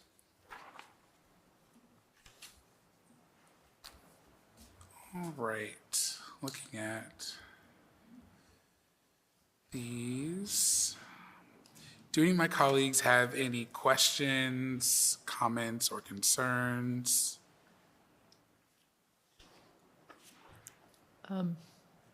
Just one question regarding what will be the expected usage of the IT and AV equipment for the community center? What would be the usage? Yeah, like is that communities, it's open to the community to It is, access not just space, but also technology? Technology is really important for the private. We have like 3 private spaces that anybody can use for, like, say, like a remote job interview or telehealth or that kind of thing, tutoring. So those 3 spaces, that we have to have the equipment and ready for those spaces, and we also have some additional, a couple of, like, what do you call it, iPads sort of thing, tablet, a couple tablets and a couple other laptops for the operation of the building for the part-time manager of the building. That's also grant funded, and the volunteers that'll be working there, and occasional town support. So and then we have the AV equipment. That's really for the larger meeting room. So you have the little small spaces, and you have the larger meeting room. Then you have to have the AV equipment. That's for this kind of community space with the gathering. We have the seating. That's where the furniture is for. So it's really a vital part of the function of the first floor as we've renovated it. Okay, great, thank you. Any additional comments, questions, concerns? All right, I will move to approve the quote for the purchase, delivery, and installation of furniture for the Bay Spring Community Center from the OEI division of Kruger International, totaling $16,613.60 as presented. Is there a second? Second. The motion has been made by myself, seconded by Councilor O'Neill. Is there any further discussion on the motion before us? Hearing none, all those in favor? Aye. Aye. Aye. I also vote aye. The motion passes 5-0. Next, I will move to approve the quotes for IT and AV equipment for the Bay Spring Community Center submitted by CDW totaling $47,739.91 and by Dell totaling $6,139.53 as presented. Is there a second? Seconded. The motion has been made by myself, President Cloutier, seconded by Councilor Jan Kozik. Is there any further discussion on the motion before us? Hearing none, all those in favor? Aye. Aye. I also vote aye. The motion passes 5-0. All right, next moving on to agenda item number 21, which is a discuss and act on the fiscal year 2027 municipal budget. I feel like we should all clap, but I will refrain from clapping. Town Manager Hervey, do you want to report on the financial town referendum? Our first? What was the question? Did you want to report on our, It's like, no, thanks. the financial town referendum? Well, I think we're all pretty well up to date on. We are, yes. Yeah, okay, but, okay. So the financial town referendum was well attended, more than 1,600. I don't have the exact number. Stephanie probably has a good number, but more than 1,600 people came to town hall to vote. There were, as you know, more than 30 petitions to amend the budget. Most of them were cuts to the town budget. The town, not all of the town municipal budget cuts were approved. The ones that were approved, the cuts on the ballot totaled about $368,000. Of those petitions, the cuts added up that were approved added up to $253,048.56, which creates an issue with the budget itself in that our budget is basically out of balance at this point in all these different line items, and we have to come up with a revised budget, and we're looking for some direction, some input, just your initial thoughts as we regroup and get prepared for proposing an amended budget to the town council for your approval on July 27th. All right, so we're looking at a now deficit of, you said, $253,048.56, and that will require adjustments to the current budget. I know that there were certain line items that were approved for cuts. So in that case, will we need to specifically adjust those specific budgets? There's flexibility to amend the budget, so money is reduced from other parts of the budget to make up other critical parts of the budget that we can't absorb these cuts. So that's the whole discussion that we really need to drill down on. So our challenge internally is to figure out what that would look like to come back to the council on the July 27th. So just any initial feedback before we kind of put our heads together and come back and ask for this amended budget. For example, one of those things would be contractual obligations, which we have to pay, and then energy bills also.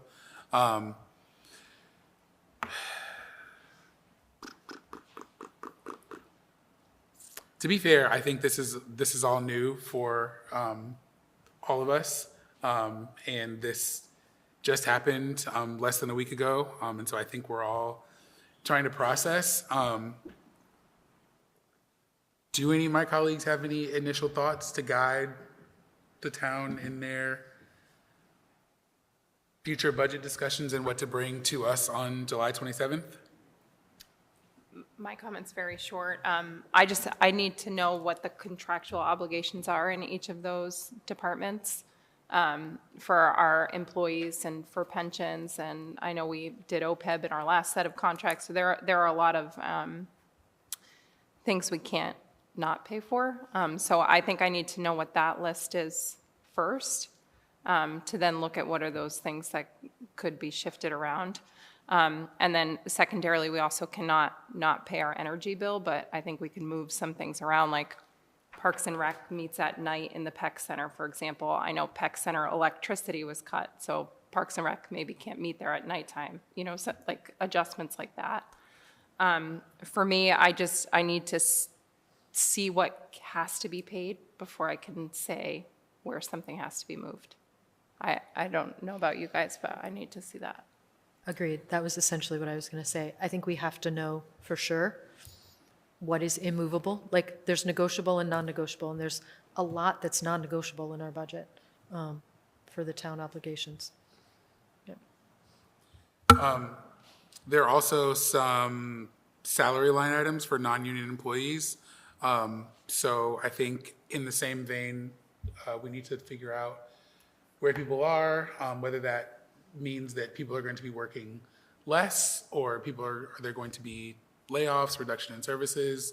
I think that's something that we have to discuss and that we are now faced with. It's not something that I don't think anybody anticipated, but it's where we are now based on the vote. So I think that's something that we need to discuss as well. I know that there are, some part-timers, there's some, shuffling between, this person works part-time for this department and part-time for this department, that might need to. Yeah, we're not looking to, these positions are all critical that were hit by these cuts, so we're looking to try to make some adjustments to make sure these positions are whole. I think that we're going to probably look at, I hate to say it, probably some employees might be looking at becoming a union. We don't have a town hall union, which is very unusual. So, but at this point, we would propose making those positions whole. And when you say making those positions union and making them whole, what do you mean exactly? Just so that we're all on the same page. Just moving money from other parts of the budget to make sure those positions are funded. So for example, we would move money from the town council contingency fund to help build up the town planner's budget. It's all, we have to, like I said, we'll have to look at the entire budget to make sure we have a budget that works for the town, the taxpayers as well. So that's going to be a challenge, but that's our intent. I just want to make sure that was part of this discussion. Yeah. At this time, what is the breakdown of unionized and non-unionized town employees? Well, the unionized employees are public safety employees, dispatch, police and fire, and public works. Everybody else is non-union. Okay. And so is that, just out of curiosity, a percentage of our town employees? Would you say 50% are unionized, 75%? So full-time?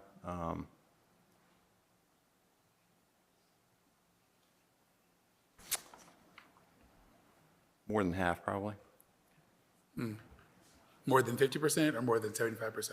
I didn't expect the math, sorry. Oh, it's okay, it's okay. Just like 27 plus.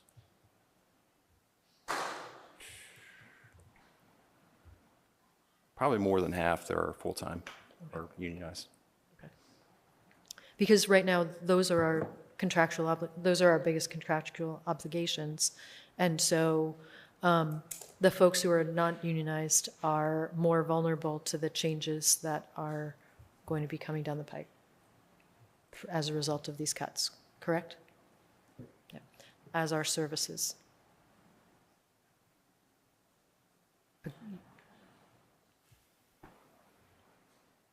Any other recommendations, or are we just kind of? I wanted to looking just forward follow up with Town Manager Hervey. Was there, other than the issues that my colleagues have already brought up, was there any particular area that you were seeking input this evening? I'm sorry, what was the question? Was there any particular area that has not been addressed so far through the questions that you were seeking input this evening? No, it makes sense to identify the contractual obligations and other unavoidable costs that we have to pay. We have to obviously pay our energy bills, so and build from there. And so this initial feedback is helpful. If you have anything else to add, I'm all ears. Just one more comment. We have a lot of outstanding contracts that carry year over year, like work that's done on sidewalks or work that, asbestos abatement or whatever. They go over years, right? We can't identify always those costs in the window. So a lot of these projects build on each other. So that's really important to me because I think we made a really concerted effort to make sure connectivity is happening in town. And each year we're funding projects. So I think for me, a little bit of projection as to, especially because planning, I know, got hit by that, and we have a lot of things in the works there. We need matching funds for grants we've applied for. So just trying to understand, I think sometimes it's easy to forget what we've started because it carries forward. So maybe just an understanding of what those obligations would be too, because I would hate to see that stop. Yeah. Because I know everyone's really for the complete streets, so especially. Yeah, that was the biggest topic, the highest priority that came out of our comprehensive plan outreach.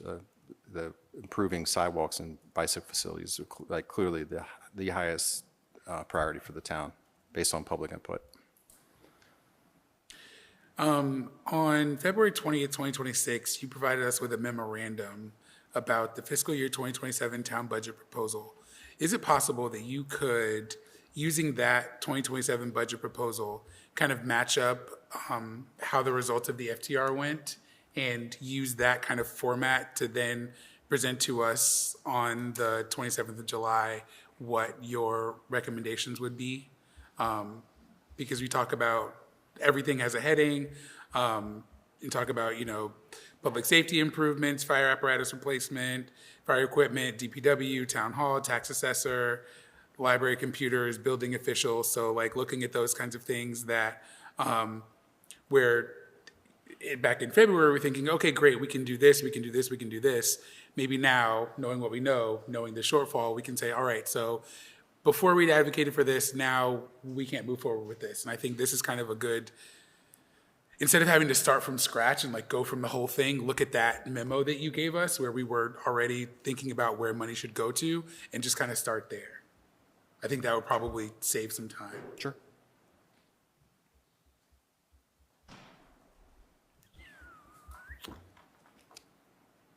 Anything else? All right. That brings us to agenda item number 22, which is... I'm sorry. Yes.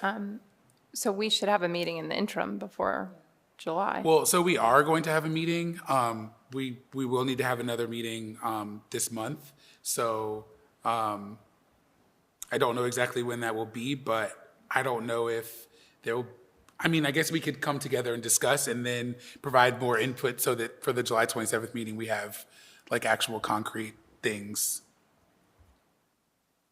Does that make sense? Yeah. Okay. I'm just thinking we need another meeting. Yes, for sure. And that was, we were already going to have another meeting this month. Oh, where are we now? Yeah. I'm in DC the week of the 15th, so. Okay, not good to that know. one. We're not speaking about the planning meeting. It's so another meeting, on top of the joint meeting with the planning board? No. So not that meeting? No, not that meeting. Different meeting. Okay. Additional meeting, yes. So next we'll move on to agenda item number 22.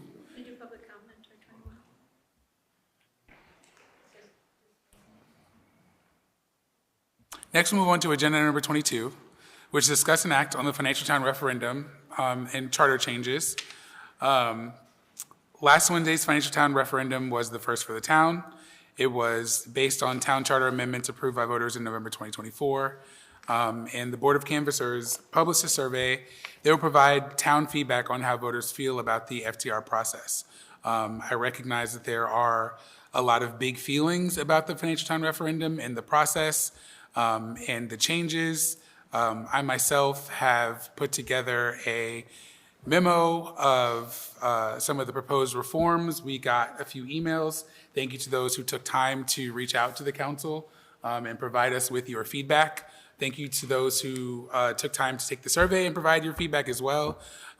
We hear you, and again, this is new, and we recognize that it may not have gone as planned, but one of the wins that we saw was the fact that I think it was over 1,700 people participated, like 1,770, something like that?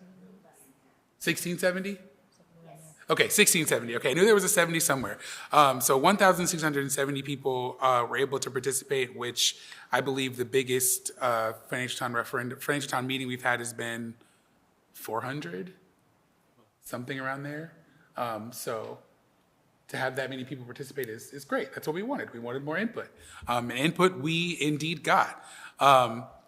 So I'd like to hear from my colleagues. I know we have a packet from some of the proposed reforms to the Financial Town referendum. One of the big things was the signature requirement. And so that's what I specifically focused on. And I knew that I wanted to bring to this meeting today was that the current petition threshold was high. It's difficult to achieve within the limited time frame. And I believe at the time we were making these charter changes, it was a bit unfamiliar. We weren't sure where it was going to go, what it was going to look like. And so we kept that signature requirement high because we wanted people to be sure about the changes that were being made. Now, having been through it, we recognize that there is a change that needs to be made. I have a suggestion for the amount of signatures, but obviously I'm but one person on the council. I'm but one person, in the town of Barrington, so I'm, open to hearing some suggestions. There are also thoughts about how to improve public education and community engagement, how to simplify the ballot structure and prioritize the COA budget, we've already discussed how to reduce and modernize the petition signature requirements, and reviewing the Financial Town referendum calendar and deadlines, clarifying the scope on budget amendments, and preserving fiscal stability while encouraging democratic participation, which we saw. But again, 1,670 people is not the total amount of registered voters here in the town of Barrington. So I think I'd kind of like to start by discussing each one of these different headlines.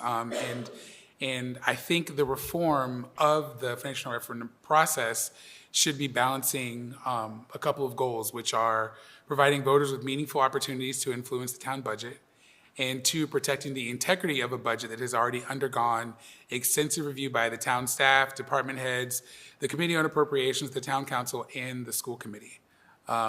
We should prioritize clarity, accessibility, representative decision-making, and long-term fiscal responsibility. So having said those headlines, before we actually dive into anything, I want to open it up to my colleagues.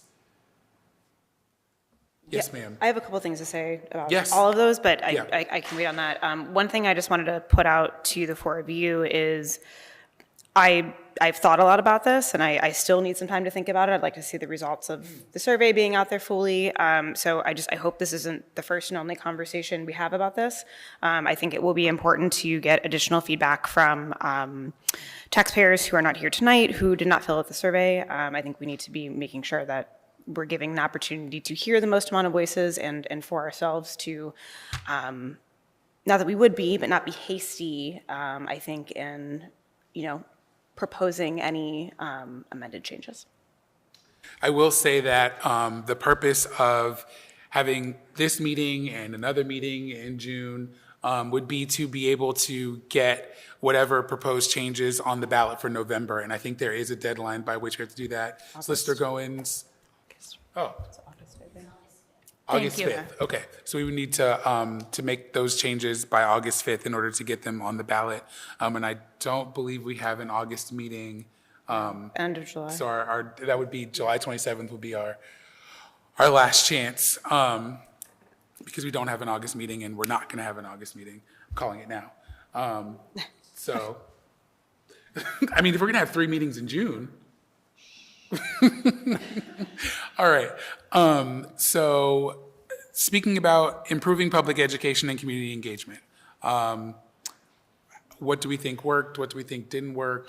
I feel strongly. I'm sorry about this one. I was on the budget forecasting committee, and we tried a couple of different avenues here. We actually formed a separate subcommittee for communications itself, which involved several letters to the editor. I know there's some other communication things. Dan Mahoney's not here right now, but there was a lot of ideas and thought that went into that. I really do feel that there was a lot of opportunity for people to engage with the budget and the budget process. The town council had several meetings about it. The COA, I think, and I know the chair of the COA is here, but I believe there was 6, 7 meetings, possibly more than that. There were 2 budget hearings. Of course, we can always do more. I would love to hear different ideas. I am but one person. But I do feel there was a lot of opportunity for people to engage with this budget process. I went through and checked a lot of correspondence I received about the budget process. I didn't really receive any. Most of the correspondence I received was about overriding the tax levy. And it was not about the budget or the budget process itself. So I just wanted to let my colleagues know, unless you all received something different, that's what was in my inbox. So I'm a little frustrated at this question because, to me, there was a lot of opportunity to engage and interact with this process. Additional comments? Just on engagement? Okay. No, are you only asking? Yeah, I'm talking comments on about engagement? the specific topic of improving public education and community engagement. Yeah. And I mean, it's fine if, you don't have. No, I just think it's hard because I hear Councilor Jankozic's comment, but I also know like my husband's comment, which is, I wouldn't know anything unless you were on town council, and he's not tuned out necessarily. He cares about the things in town, so I think we have this issue everywhere. It's hard to make people look at things that are available. Since the paper is in the room, I would love if the paper would say like, hey, here are the items on the front page of the budget. Just because I think for me, when it comes to engagement, I very much believe in processes, and so that's why I'm disappointed. I think everyone was frustrated with the process as a whole, but there was so much that went into I think really from the COA specifically, like no one is happy with the budget at the end of the day. I'm sure the town wants more and the school wants more and all sorts of things. But for me, I don't know what more necessarily could be done. I appreciated that Ms. Rosengard sent out like, hey, if you're not signed up for the town newsletter, sign up for the town newsletter. And maybe that's the first place that we could push, is getting people registered that aren't registered. So at least it's a regular communication. No. I do think that it's great that we have several, kind of community leaders who are on our COA. I know we have Dr. Daft, who is, the chair of the Republican Town Committee. I know that we have Dr. Rosengard, who is also on the Democratic Town Committee. So we have a lot of those kinds of key people in those key places. But I do think we did a lot of outreach. I'm not sure how much more can be done. I do see, providing paper copies for residents who are not comfortable with digital communications. I know we did a lot of social media. There's the newsletter. There is no paper newsletter, but paper copies cost money. I mean, the mailer that was sent out was, I believe, $3,000. So our contingency budget was cut by $1,500 $2,000. So that's money that, you know, we won't have next year to do paper copies like that. So, but I'm open to feedback and what more we can do. So you touched on what I really think the answer is anyone who wants to reach a population with messaging needs money to do that, right? Needs to be able to produce content, to have regular, creative, designed work that is delivered simply and engagingly in every media platform that your audience uses, right? If we had the budget, we could effectively reach everybody in town, right? We could do paper for the folks who really are the segment who respond to paper. We could do some online advertising. We could sponsor a column in the newspaper. We could do phone banking, right? We could do all of that if we had a budget. But every time, you know, that's one of the things that gets negotiated out. And I think we're in a position right now where some of the resources that would have done this are missing. So we're going to have to get creative.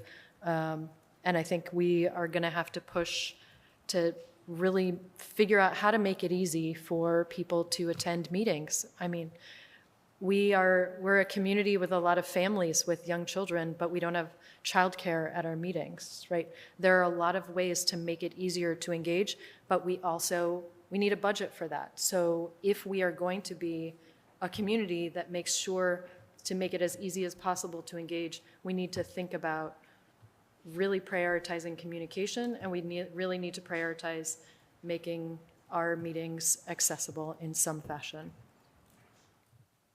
And I know that's the opposite of finding ways to make the budget fit, but I think we got to be real. The people who are getting messages to all of our households are using money to do it.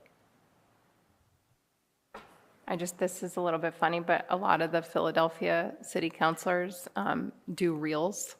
That's how they reach everybody. And they're usually like set to music, but they're talking seriously about the budget because that's what's happening right now. They also have staff and they're also full-time. Yes, you know, yes. like No, totally. It's totally. Yeah, if we want that type of community, if we want that type of municipal presence, then we have to fund it and we have to start getting our heads around what does it cost to have an effective municipal structure that can communicate effectively. And that's something as a town we should probably start to think about and figure out how we want to have our priorities. You know, we have a emergency, I think, you know, there's an emergency text that can go out to every cell phone in town. Is that something we use, you know, we have a capacity, is that something we start to use to inform people about what's happening around town? Do we have a highlights, you know, do we figure out how to push the newsletter a bit more? We need to think about that. We are inundated with messaging. Let's make sure the town information is the same.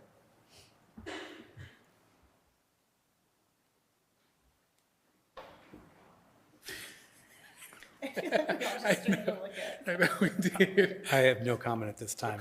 I feel that some of this engagement will be addressed by other issues. Okay. All right. Number 2, simplify the ballot structure and prioritize the COA budget. I feel like there were folks who had trouble understanding the budget, and one of the questions that the structure of the ballot, and one of the questions that we got overwhelmingly was, why is there no option to reject the budget? At the Financial Town meeting, there was never an option to reject the budget. Either it was accepted as it was, or we kept going until it was approved. So the reject was never there.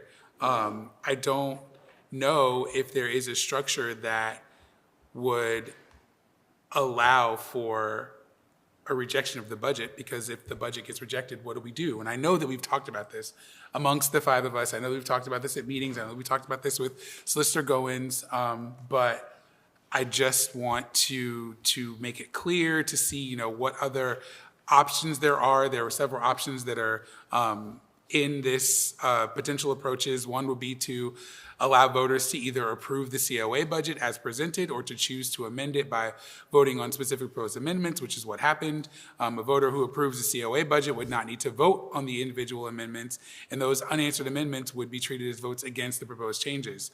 Another option that was put out there was to place the COA budget at the top of the ballot and clearly state that voting no on all the amendments constitutes support for the COA budget, while voting yes on one or more of the amendments constitutes support for the modifying of the budget. And I think, again, that wasn't made clear, but that's what happened. It could also be that you present voters with a primary choice between adopting the COA budget as submitted or adopting a modified budget.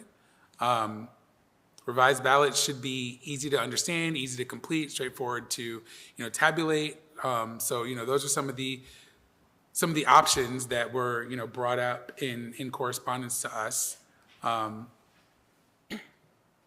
But I don't know if anybody else has any questions. I wrote a whole concerns? document before this meeting about this, not just about this, but about the FTR in general. So one thing I keep going back to about deny was, yes, the FTM could not be adjourned without a budget. Like you could not leave the tent or the room where it was held that year without a budget. So say we put deny up there and the budget continually keeps getting denied. Going back to the money piece, putting on the FTR costs money. So then how many times do we continually put on an FTR with a budget if it keeps getting denied? Is that possible? Does the limit not exist? You like my Mean Girls reference? Yes, absolutely. What does that look like? So that was something that I was thinking about. And then to the point about the COA, I think the wording needs to be clear on that it is the COA recommended budget. It is a COA recommended budget as put forth by the town that the COA, who is an elected body, elected by the taxpayer of Barrington, has either amended or not amended or put forth. That is a budget, if you want to get into the nitty-gritty of it, that the taxpayer is technically putting forth because it is an elected body that they elected to put that budget forth. I understand the process sounds a little convoluted, but when you get down to it, that's how it works. There's also a long process to get to that COA budget, and I mentioned this with outreach before, but I mean, to me, that's the part that needs to be really clear, is that this wasn't just a town budget that was decided. Another thing needs to be clear is a lot of confusion around a town budget. I think when we use the term town budget, we all know that means the municipal and the school budget, but I think a lot of voters think that just means the town budget, and they don't understand that while the school committee puts together their budget separately, both the school and the municipal budget are together under the town budget. I don't know if we can necessarily change that wording or if it's legal, but it is confusing. But no, I would say I don't think there should be an option to deny the budget, but there should be somewhere to make it feel that the taxpayer has the ability to do something. Well, I feel like the taxpayer ability to do something starts in October when this COA starts, meeting and organizing, and then there are a series of meetings, and I understand that I feel like I'm a broken record, but I understand that everybody has 1,000 things going on. People have different sports, people have different meetings, people have different charities they volunteer for. So meeting on a Monday night at 9 p.m. might not be feasible for everybody. Meeting on a Tuesday night, Wednesday night, Thursday night, but people make time for what they want to do. So if you are interested in the budget, then you'll make time to be here. We have folks who are sitting in the room who make time to be here and who have made meaningful impacts on the budget, on policy, on things that the town is doing, because they make time to do it. So if that's what you really want, then you have to be here. There's not just one bite at the apple. There are tons of places where that change can be affected. So, I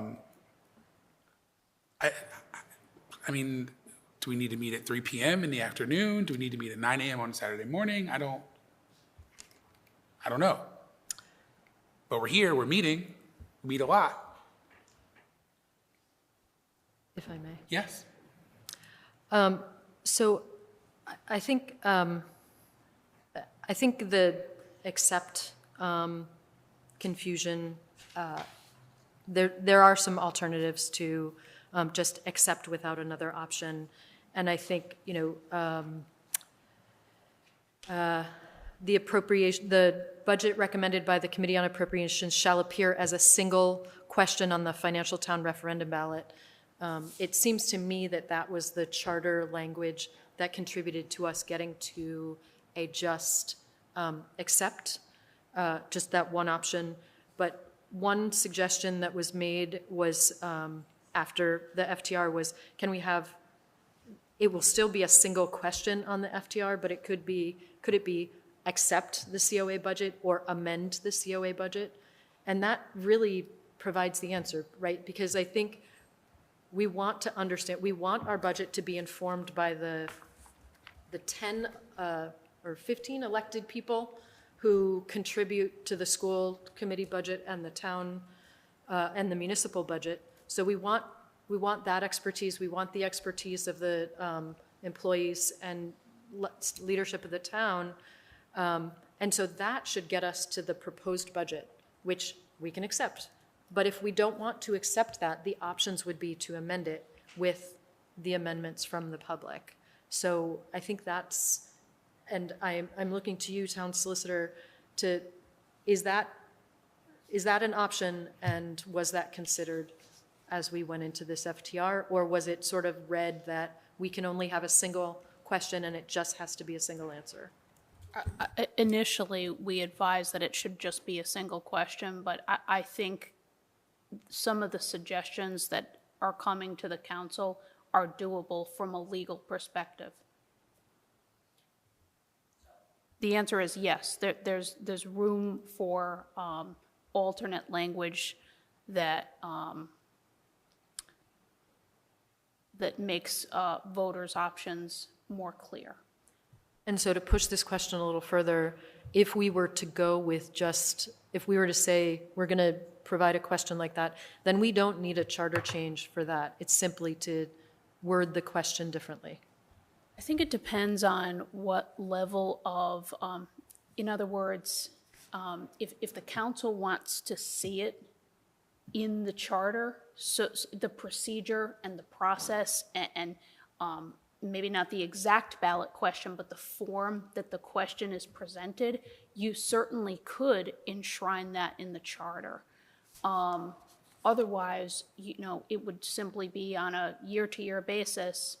The solicitor's office would work with the Board of Canvassers to format the questions. Now, certainly the first time, right, we're starting from scratch. I really think it depends, whether or not a charter amendment is needed depends on what level of certainty and control the council wants to have with the process moving forward.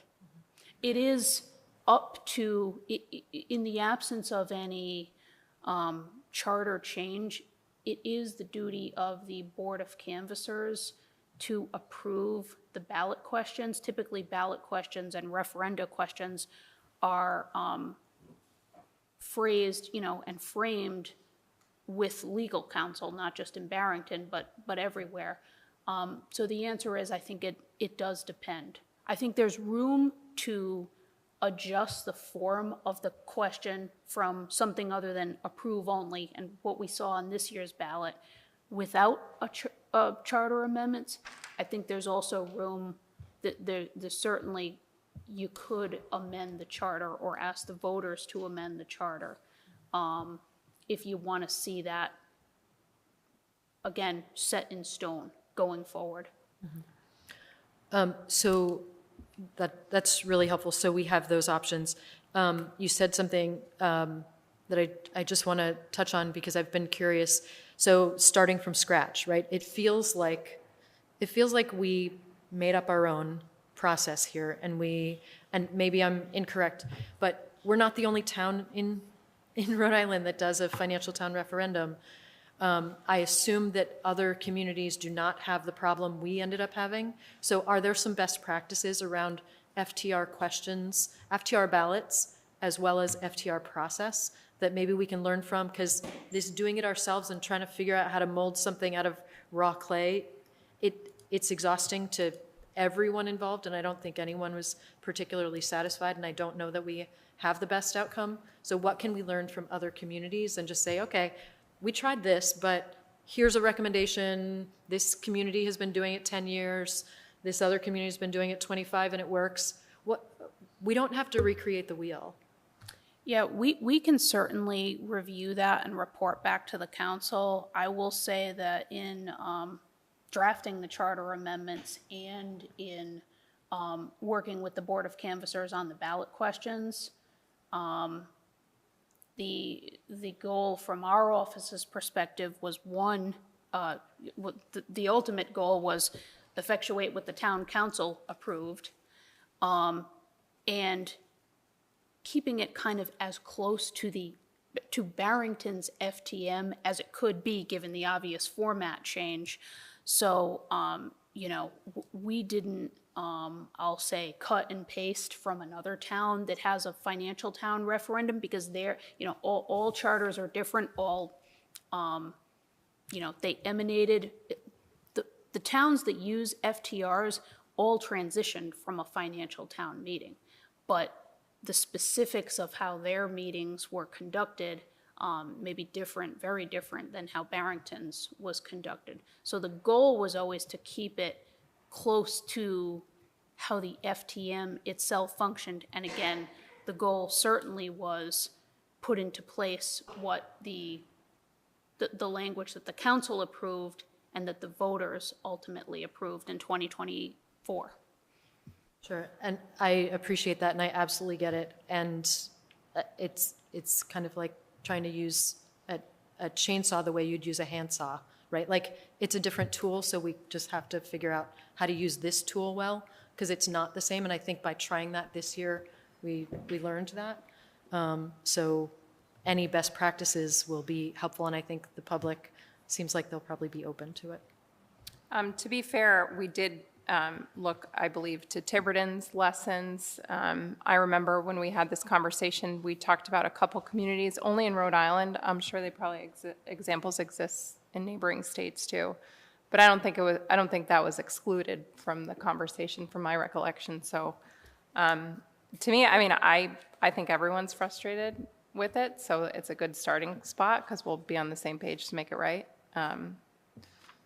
But to get back to, if we could, your suggestion about accept or amend, I think that's very clear. To me, that's what made the most sense before. And I think it keeps in line with the spirit of the FTM, which I think a lot of the conversation, I agree with you, they're completely two different vehicles, but there seemed to be a consensus, at least my understanding from the Charter Review Commission's feedback, was people liked the ability to express these opinions the way that the FTM allowed it to happen. And I think it's just maybe understanding a better way to do that than what we have right now. But I like the accept and amend. And I think it should be in the charter. I don't think it should change year to year.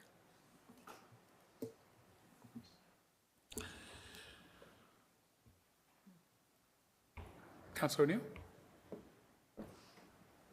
I agree with this concept of having the option to accept it, or you're in effect rejecting it by saying that you would like to have the COA approved budget amended.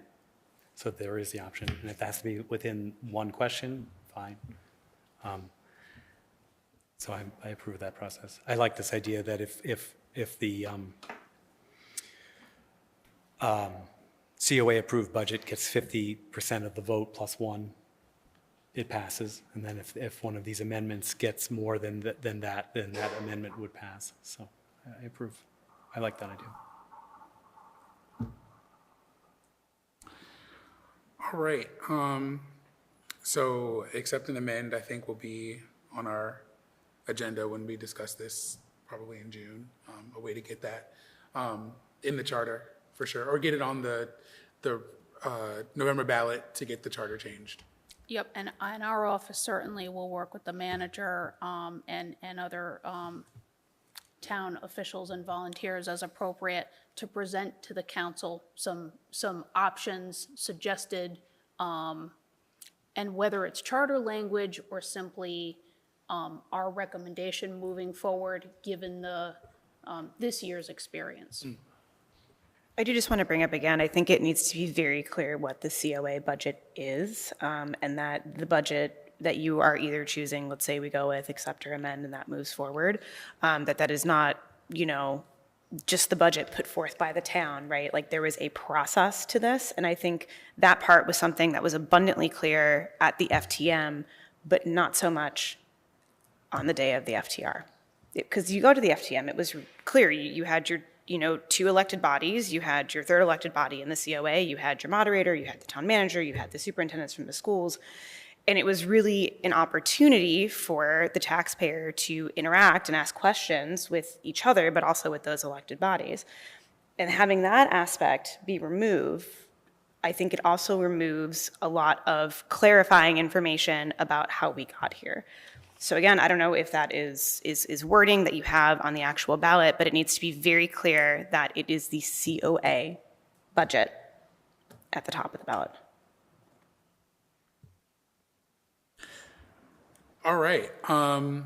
Recognizing that it's 9:30, I have a few more things I'd like to discuss, especially now knowing that we're going to have another meeting about this. Reduce and modernize the petition signature requirements. There were a lot of residents who believed that the current petition threshold was unrealistic. It was difficult to achieve within the limited time frame available before the referendum, and that a lower threshold would provide residents with a meaningful opportunity to place significant budget amendments before voters while still discouraging frivolous proposals. One of my thoughts immediately was to reduce the signature requirement to a range of between 300 to 500. I thought 250, but I thought that might be too little. But this is for major budget amendments. We could also potentially have different thresholds for the size of the proposed budget change.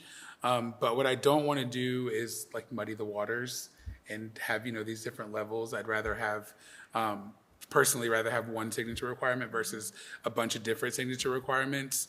But I would love to see meaningful community support for a budget amendment before it is simply placed on a ballot moving forward. I completely agree with you. I had the exact same thought. Would you mind if I asked a question of the solicitor before we move forward with this? I'm curious, because I was not part of the process either on the council or the Charter Commission. Why was there a difference in a signature threshold for the large budget amendments and nothing for the smaller budget amendments?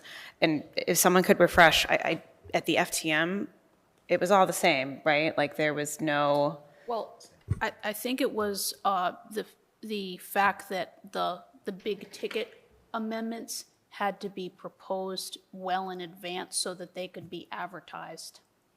Someone could, in theory, stand up during the FTM and say, I want to increase a budget by $100. The ability to do that for the FTR So the idea was, a signature requirement for the big ticket items so that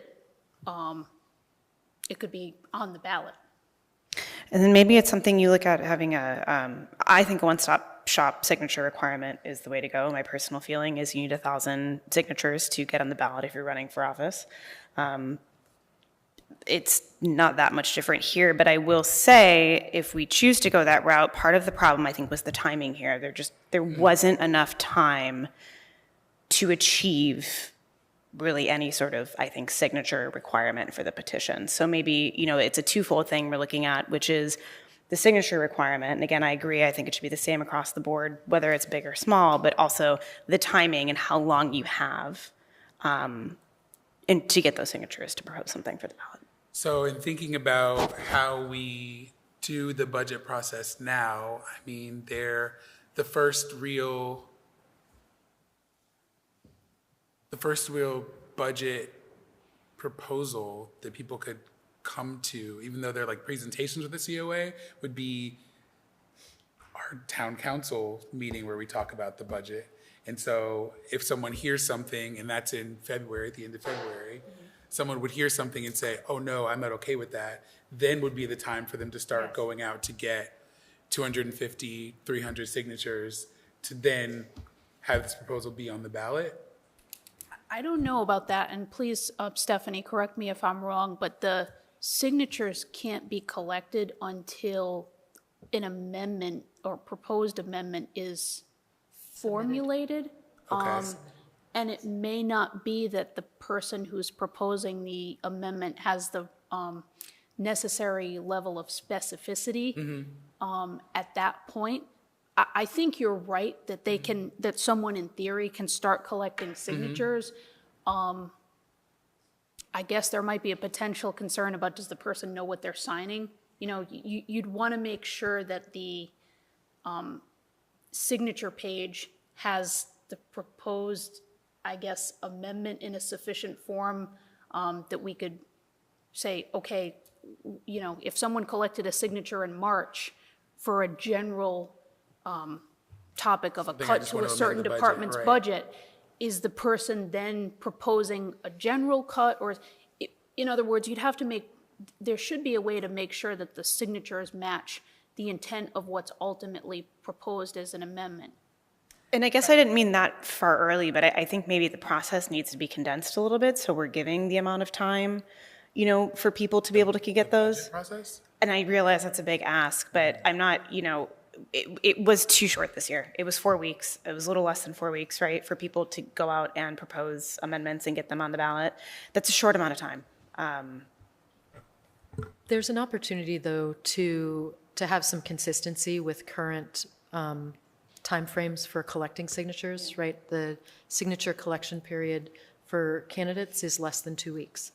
And that ends up being in the 50, anywhere from 50 to 1,000 signatures. So I feel like there are a couple interlocking things here, and there's the calendar of the process. And yeah, I think we need to consider sort of moving the sort of the initial introduction of the budgets to maybe coinciding at the same time. It all goes in at the same time, so the COA is moving forward, but giving somewhere in the 2-week range for signatures. And the Charter Review Commission recommended 300 signatures, and I'm not sure why that recommendation isn't just like, we could just go with that to start.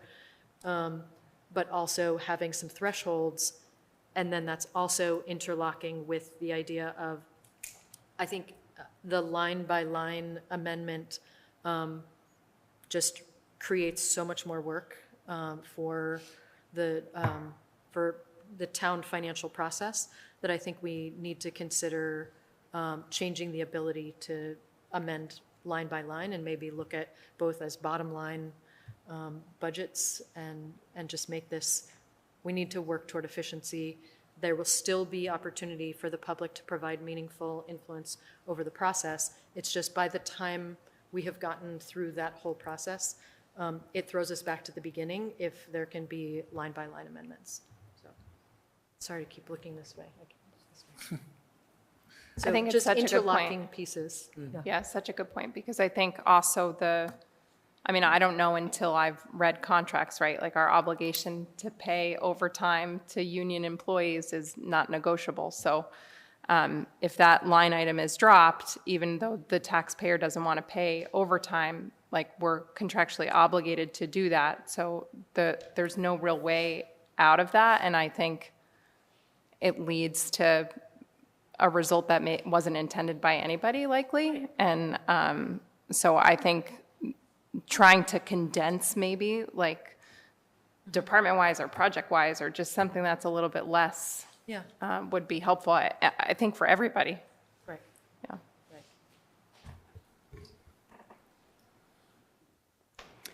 Yeah. President Cloutier, I think this would be a good time to mention the public service announcement that's made at all of our town council meetings where, due to the Open Meetings Act, we do not have the opportunity to discuss any of these matters until we have a meeting here amongst the town council. So this is the first time that as a body, we have been able to discuss any of these things. And in this case, it's even more relevant due to the fact that the financial town referendum just occurred. We are here, you're hearing our deliberations and discussions in real time tonight. A few things that came up in this past little question about the signatures. I feel like the signatures are the area where engagement will occur. Because there will be this amendment process where signatures will be required, those people who want to put amendments onto the onto the financial town referendum, in my opinion, would thus have to engage with the public to discuss what it is they want to put onto the ballot. And that's one of the areas where we can facilitate engagement. Due to the high threshold of 3,000, that was impossible, but if we brought that threshold to something more reasonable, like 300 has been mentioned tonight, that would allow 300 people here in town to have to engage with the petitioner to learn about the amendment and decide, okay, this is worth some merit, and that will bring some of the spirit of the financial town meeting into the financial town referendum, because at the financial town meeting, those 300 attendees, thereabouts the average, would hear the petition, be able to engage with it. They'd have some counter voices usually come to the mic and say they don't like the idea or they do. So that's where I see the engagement happening if we were to make the threshold more reasonable and allow for public engagement there.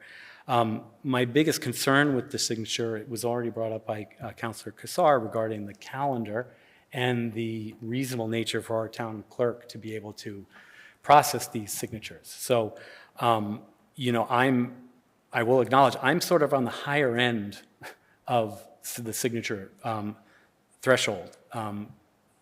However, I want to be realistic and want to make sure it's something that can be reasonably processed by our town clerk.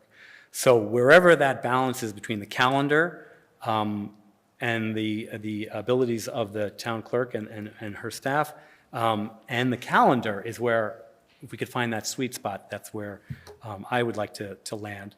I hear what you're saying, President Cloutier, about this idea of muddying the waters. I hadn't really thought about it in that regards, but coming into this evening's meeting, I foresaw there being, say, 100 signature threshold for the 50,000 and below, and 250, 300, maybe 1,000, you know, whatever we decide for the higher amendments. But as I just mentioned with the OMA, we're now talking about this, so I'm hearing your thoughts on it, and thinking about it, I see the idea of maybe keeping it clean. So that's my thoughts on the signatures. I had a few more headings, but because my colleagues are incredible, we actually interwove those headings, so we don't need to go through those. I think that we're obviously going to have another meeting. We're going to talk about, you know, what kind of charter changes that we would propose. I am going to open it up to public comment this evening. I don't think, as Councilor Jankovic said, I don't think we need to make any decision this evening. I don't think we're going to make any decision this evening. We do have another meeting coming up in July, or another meeting coming up in June. We'll have our July 27th meeting, which maybe we'll keep light on business, and we'll discuss the Barrington referendum. So does anybody else have anything they would like to add before I open it up to our voting public, of which we are also included? Okay, yep. Just one tiny comment. I appreciate your comment, Councilwoman Kassar, about the school being a bottom line budget, and so the ability to affect change is much different than the line by line item. And I agree with you 100%. I actually despise that the school budget, like the taxpayer has no say on how those dollars are spent. So I just wanted to put the comment out there that I'm a little bit hesitant to take away the complete ability for the taxpayer to say, like, hey, I don't want tax dollars in this particular category. Like, you guys are wrong. X amount of us, you know, decided to put this on the ballot, because I think that empowers the taxpayer a little bit more. Like, I just remember feeling so frustrated that at one of the last, I think the last FTM, that if we voted to put this money back into the school's budget, they couldn't, there was no guarantee that they were keeping X teacher, right? And I think people sign up for those, you know, they agree to add that money to their tax because they want to effectuate a specific change or a specific inclusion. So I just wanted to add that. I mean, I think the parity problem is the big problem, but but I still like the idea that the taxpayer could have a say, maybe in particular overall spending. All right. Thank you so much. Thank you also to all of you for listening to us work that out in real time. I know we say that every month, but I feel like it's pertinent to say every month. Thank you, Councilor O'Neill, for sitting in my former seat and saying what I said from that seat multiple times. I'm probably going to say it every month. So I'd now like to open up this to public comment. We are discussing the Financial Town referendum and potential charter changes. If you have something to say on this item, please come up to the table, state your name, state your address, and you have 3 minutes. Thank you so much. What's up? Tom Rimashaitis, 1 Howard Street. I don't think I need the mic. You do need the mic. For the recording. For the recording. Yes. Here you go. All right. So as I sit here and listen to you all talk about financial town referendums, I've made a lot of comments to a lot of people. Kate, in the couple of social media things. So right now, as listening to all you talk about financial town referendum, are you going to take any of the 10 proposals that the Charter Review Commission had put forward? I think you should start there. And as I sit here and listen to all you talk about everything that's going on, you made a comment, Braxton, about it didn't go the way that you wanted it to. What do you mean by that? I don't know. So as I sit here and listen to you all talk, it looks like you're throwing the bird to everybody in this town because you're trying to take away the democracy on voting. You're trying to put it in the charter that you're all going to be voting on the charter yourselves, between the COA, the town council, the school committee. I find that hard to digest. Maybe I'm not listening correctly, or maybe I'm reading something into it. But when you talk about accepting the budget, if you look in the charter, and if you went to the Board of Canvassers meeting, they talked about how this was supposed to be on the budget. It says approved, and there was no approved in that question number 1. If you look at 7.1-1, they talk about that. So you can't accept the budget without being approved. We accepted it. We didn't approve it. So your next meeting on the budget is not till July 27th. We were told that we couldn't put another budget together because it took effect June 30th. So does the resolution, Rob, what was the name of that? Continuing resolution take over July 1st. And our budget means nothing right now until you settle a budget. So those are some of the questions I have. Maybe you get the Charter Review Commission to go back in session, reappoint whoever. But there were 10 solid recommendations that we made that none of them seemed to be put forward. Thank you. Thank you for your comment. Further public comment? Lisa Daft, 5 Robbins Drive. I think it was an excellent turnout. It was far more than I would have expected. So I think I agree with Jordan as far as there's not really not much more you can do. I don't know if budgets are just not that exciting for people. They don't really know what they're looking at. I think Cynthia does a fantastic job posting on social media, in the paper, the newsletter, on all the meetings, hearings, follow-up and everything. So I thought the turnout was good. I don't think you're going to ever see more than 1,700 people unless there was a real significant, decrease in a budget. As far as the signatures, I think you should stick with the 300. That's what the Charter Review Committee came up with.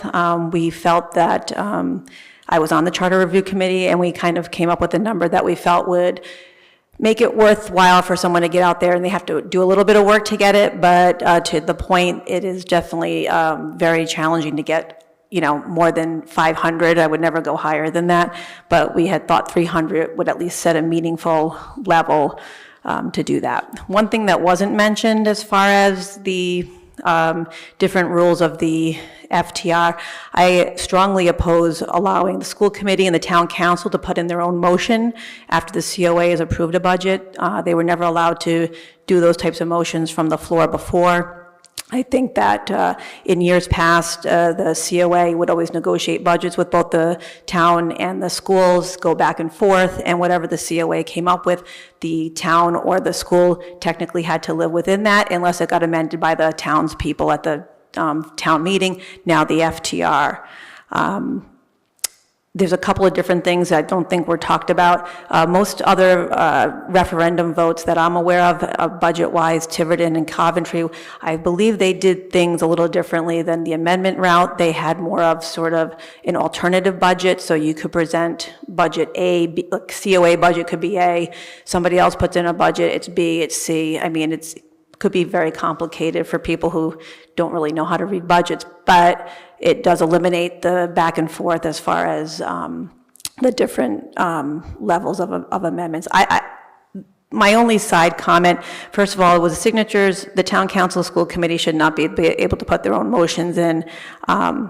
And I think that, no, I forgot, I lost my train of thought, but anyway, I think that there's a reactionary feeling sitting in the audience. It wasn't the way that maybe some people wanted the budget to go. I think the message was loud and clear, and I hope that it's listened to. I think that, we need to make some changes, but not have them be so reactionary. Try to let it settle for a minute and try to come back. I agree with TR, maybe look at some of the recommendations that came out of the Charter Review Committee, but let's not get too crazy about trying to fix every single thing that was wrong and try to make it just better. So, thank you. Thanks so much for your comment. Further public comment?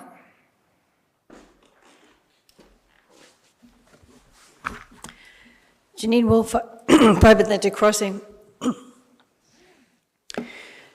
I think that the word engage is being used by this town council in a very patronizing way. It sounds like the goal is to be able to claim a high level of participation without allowing people to actually change the budget. And I think that that's really a shameful perspective to have. We did exactly what we were allowed to do, and because the vote didn't come out exactly the way some people would have preferred, we have them acting as though it didn't work. It was a disaster because the townsfolk had the chance to impose a little bit of moderation. Okay, not a single municipal department needs to operate on even 1 penny less than they did this year. And the reason for that is that the town people approved an increase for the municipal budget. We just approved a smaller increase than what they would have chosen. Now, who doesn't have to make choices in their budget this day and age? Every one of us does. Okay? Nobody pulled the rug out from under anybody. The townspeople voted on amendments that were offered. And what they chose was to decrease the increase. They didn't choose to cut a single department. They chose to decrease the increase.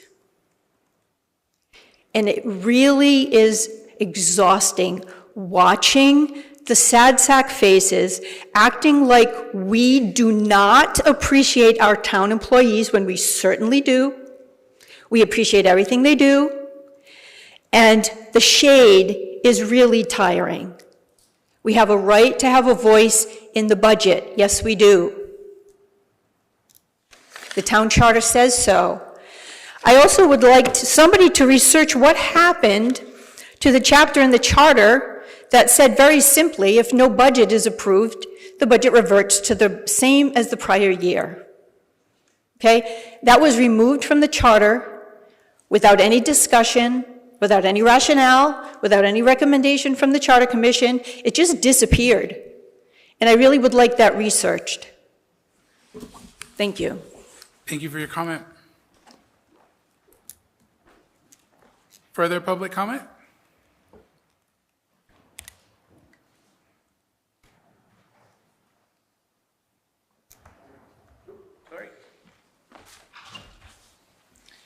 Hi, my name's Rob Sawada, 32 Orchard Avenue.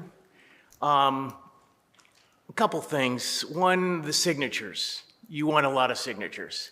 Well, you put in such a unrealistic requirement. You put in 6 times the number of signatures required than people that normally would have attended a financial town meeting in the past. You said before that about 500 people at the most attend the previous financial town meeting. So you basically gave us an impossible task to try to reduce the increases. And if it wasn't for 2 people in this entire community, the townspeople wouldn't have had a choice to reduce the increases to the town budget. And to me, over 1,700 people coming to vote and voting for the majority of these amendments sends a clear message that this town needs to start controlling their spending and work within the amount of money that comes in.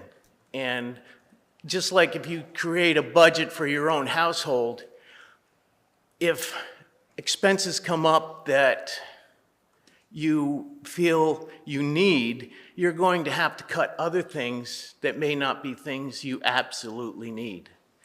And the way the structure was for us to put in an amendment, we couldn't cut entire things that we don't need.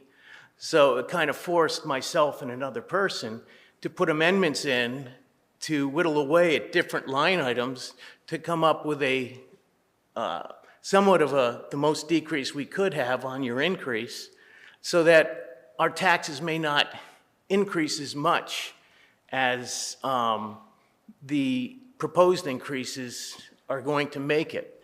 And unfortunately, we couldn't decrease the school budget, but by one vote, or one $50,000 decrease, because the way the rules are, you can only do the entire bottom line, and you could only put in one amendment because you can't have multiple amendments add up.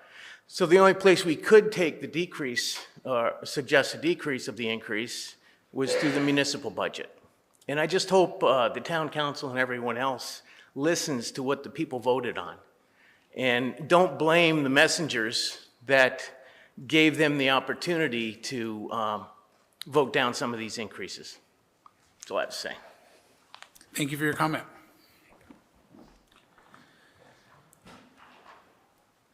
Further public comment?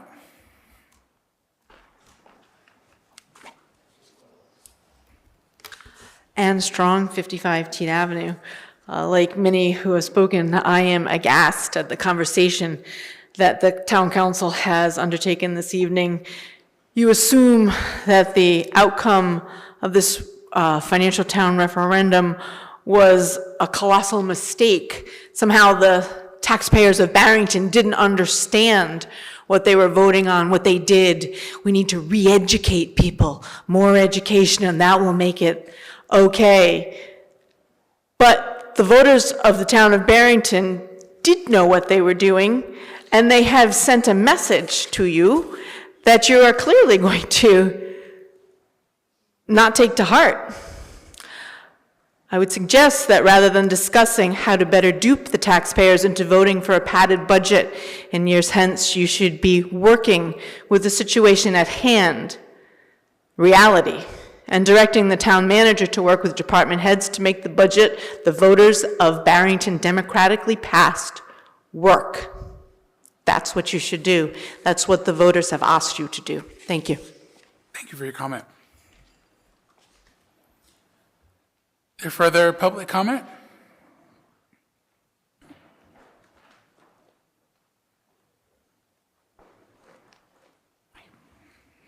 Hello, Kelly Reese, 251 Soames Road. It's an interesting situation that we find ourselves in. I've been at several of the town financial meetings where we were wondering if we would meet quorum, right, because folks don't come. I appreciate the idea that people don't engage with the budget, but we do have opportunities to do so, and that starts, like you said, back in October. And if we, would like to attend those meetings, there are avenues in which to do so. So thinking that through and listening to the comments so far tonight, and looking at the numbers from the 2024 general election, where we had about 10,600 people show up to vote, I calculate that less than 16% of the registered voters in Barrington showed up for our financial vote, which clearly doesn't suggest that there's, a majority of Barrington that supports the budget one way or the other, or perhaps that didn't see the need to vote for the budget because they don't reject what the town, the COA has proposed. So I think my point in comments is just to caveat the information that you're receiving tonight, in that simply because 8 or 9% of the population of Barrington, rejected quite a few of the amendments doesn't mean that the majority of voters did so. It just means that the majority of voters didn't always show up. And that is also something to take into consideration when you think about how to sort of address this process going forward. It's the same thing with the town financial meeting, right? It's hard to get people to show up to these and to participate as well. Thank you. Thank you for your comment. Further public comment?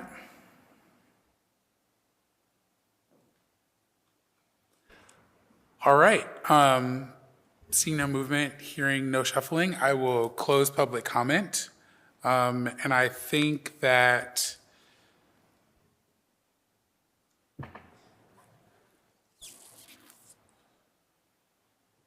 for the sake of time, knowing that we have another meeting coming up where we will discuss this, I would ask my colleagues if they would be okay with formulating their thoughts, letting them rest, and we will reconvene later this month.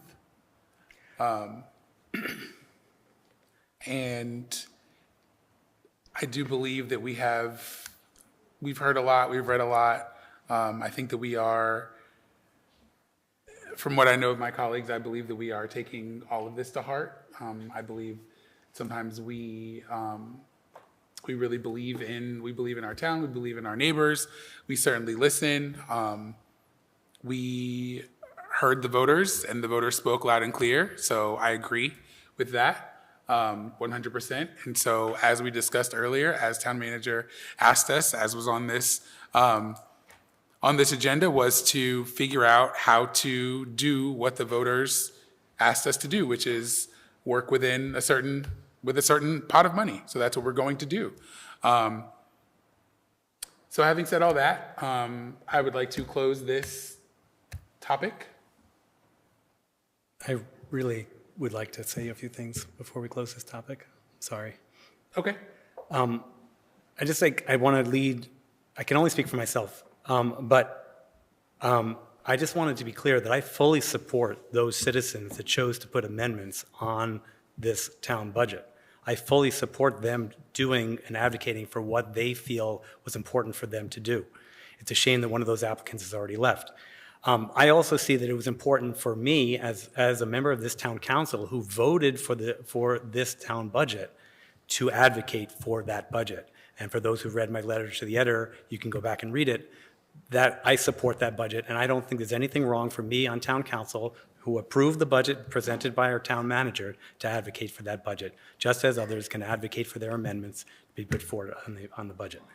I also want to just say that there was an excellent suggestion that I would like to ask about regarding the Charter Review Commission's suggestions. I believe I know where to get those online, but if the town manager could make sure those are forwarded to all of us, since those were not presented to this town council, they were presented to the previous town council.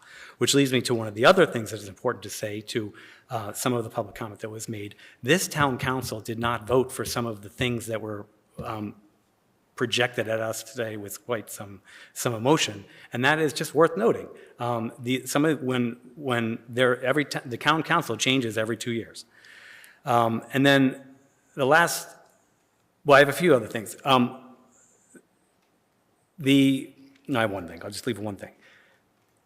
One of the most difficult things, because there was presentations tonight that it's very clear on what the votes in the financial town referendum said. And I think we can all, I don't know if we'll all agree, but it is never clear in any vote on what exactly is said. Going back to federal elections, state elections, town elections, you can parse your elections any way, which way you want. But this vote on the financial town referendum is particularly difficult given the fact that not only did we have, if this was just a straight municipal budget and the amendments were on the budget and that's all we voted for, I think that as a town council it'd be very easy for us to be like, wow, okay, that's interesting. I can go home and think about that. But combined with this town budget, as presented earlier, was not just the municipal budget, but it was school budget, a school budget that was particularly high. And in addition to a particularly high school budget, we had a bond that we needed to pay for, which increased the tax levy. So there are a number of things that people went into this financial town referendum on their minds when they went in and voted in the voting booth. So it's going to be very difficult to disentangle all of the various things and come up with a very clear message on how a voter voted one way or the other. Thank you for indulging me.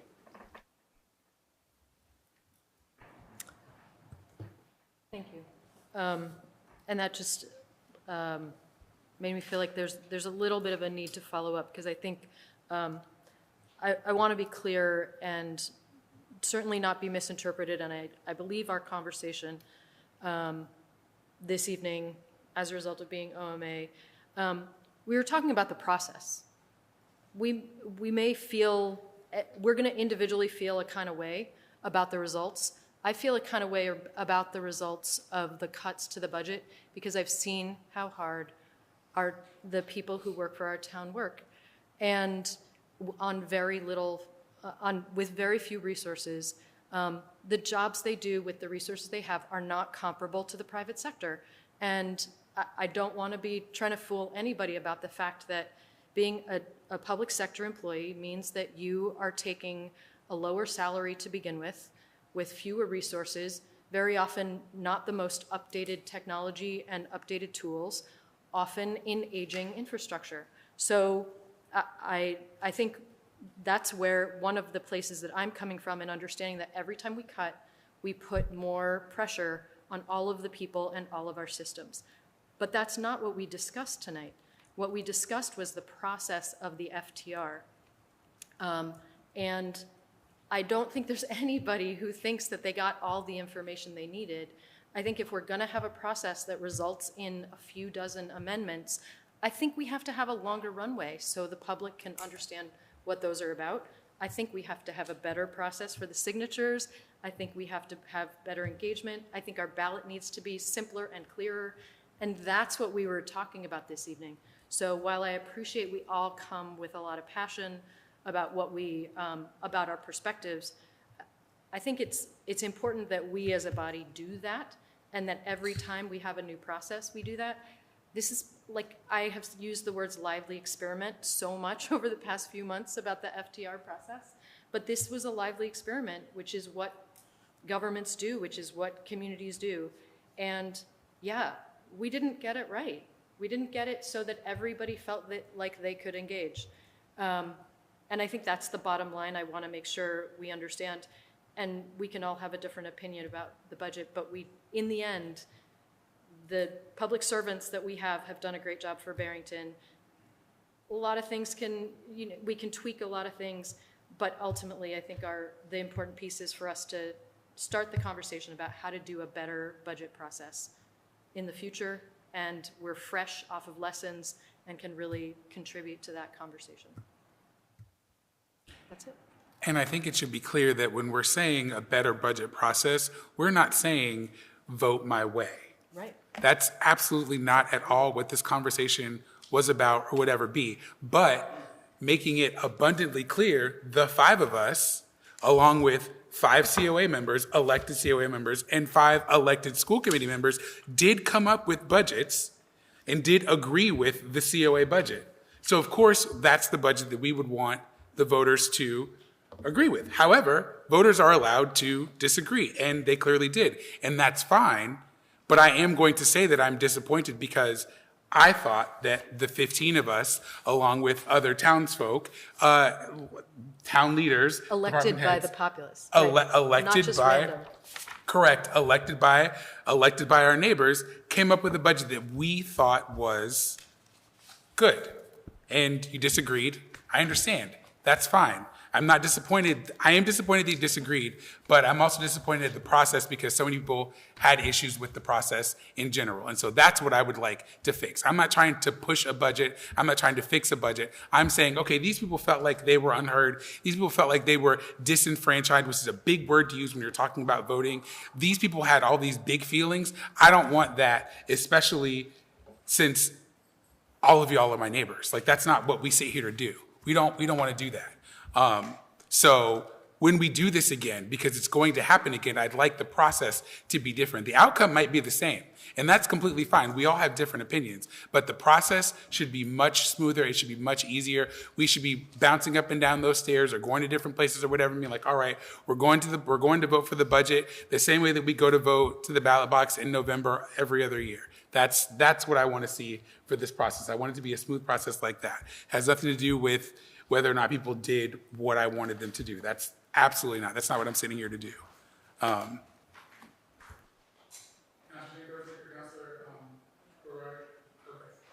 All right, so we're going to move on to our general public comment, which is a maximum 1 statement per speaker, up to 3 minutes in length. This agenda item is for members of the public to speak regarding a topic that is not already on the agenda. Please indicate that you would like to speak raising your hand or approaching the table. When you're recognized, please state your name and residence for the record. All right, hearing none or seeing no movement, I will close public comment. Next agenda for the meeting of the council, we have it written here that it's Monday, July 27th, 2026 at 6:30. We'll talk about the salary ordinance. We'll talk about the resolution amending Chapter A225, dog and cat fees. We'll talk about charter changes for the FTR. We'll also talk about the Spencer Trust and the down payment assistance program.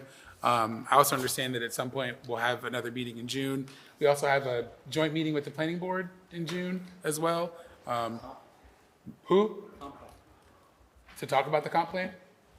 Okay, great. Sounds exciting. So with all that being said, I would move to adjourn this meeting. All those in favor? Aye. All right, this meeting is adjourned.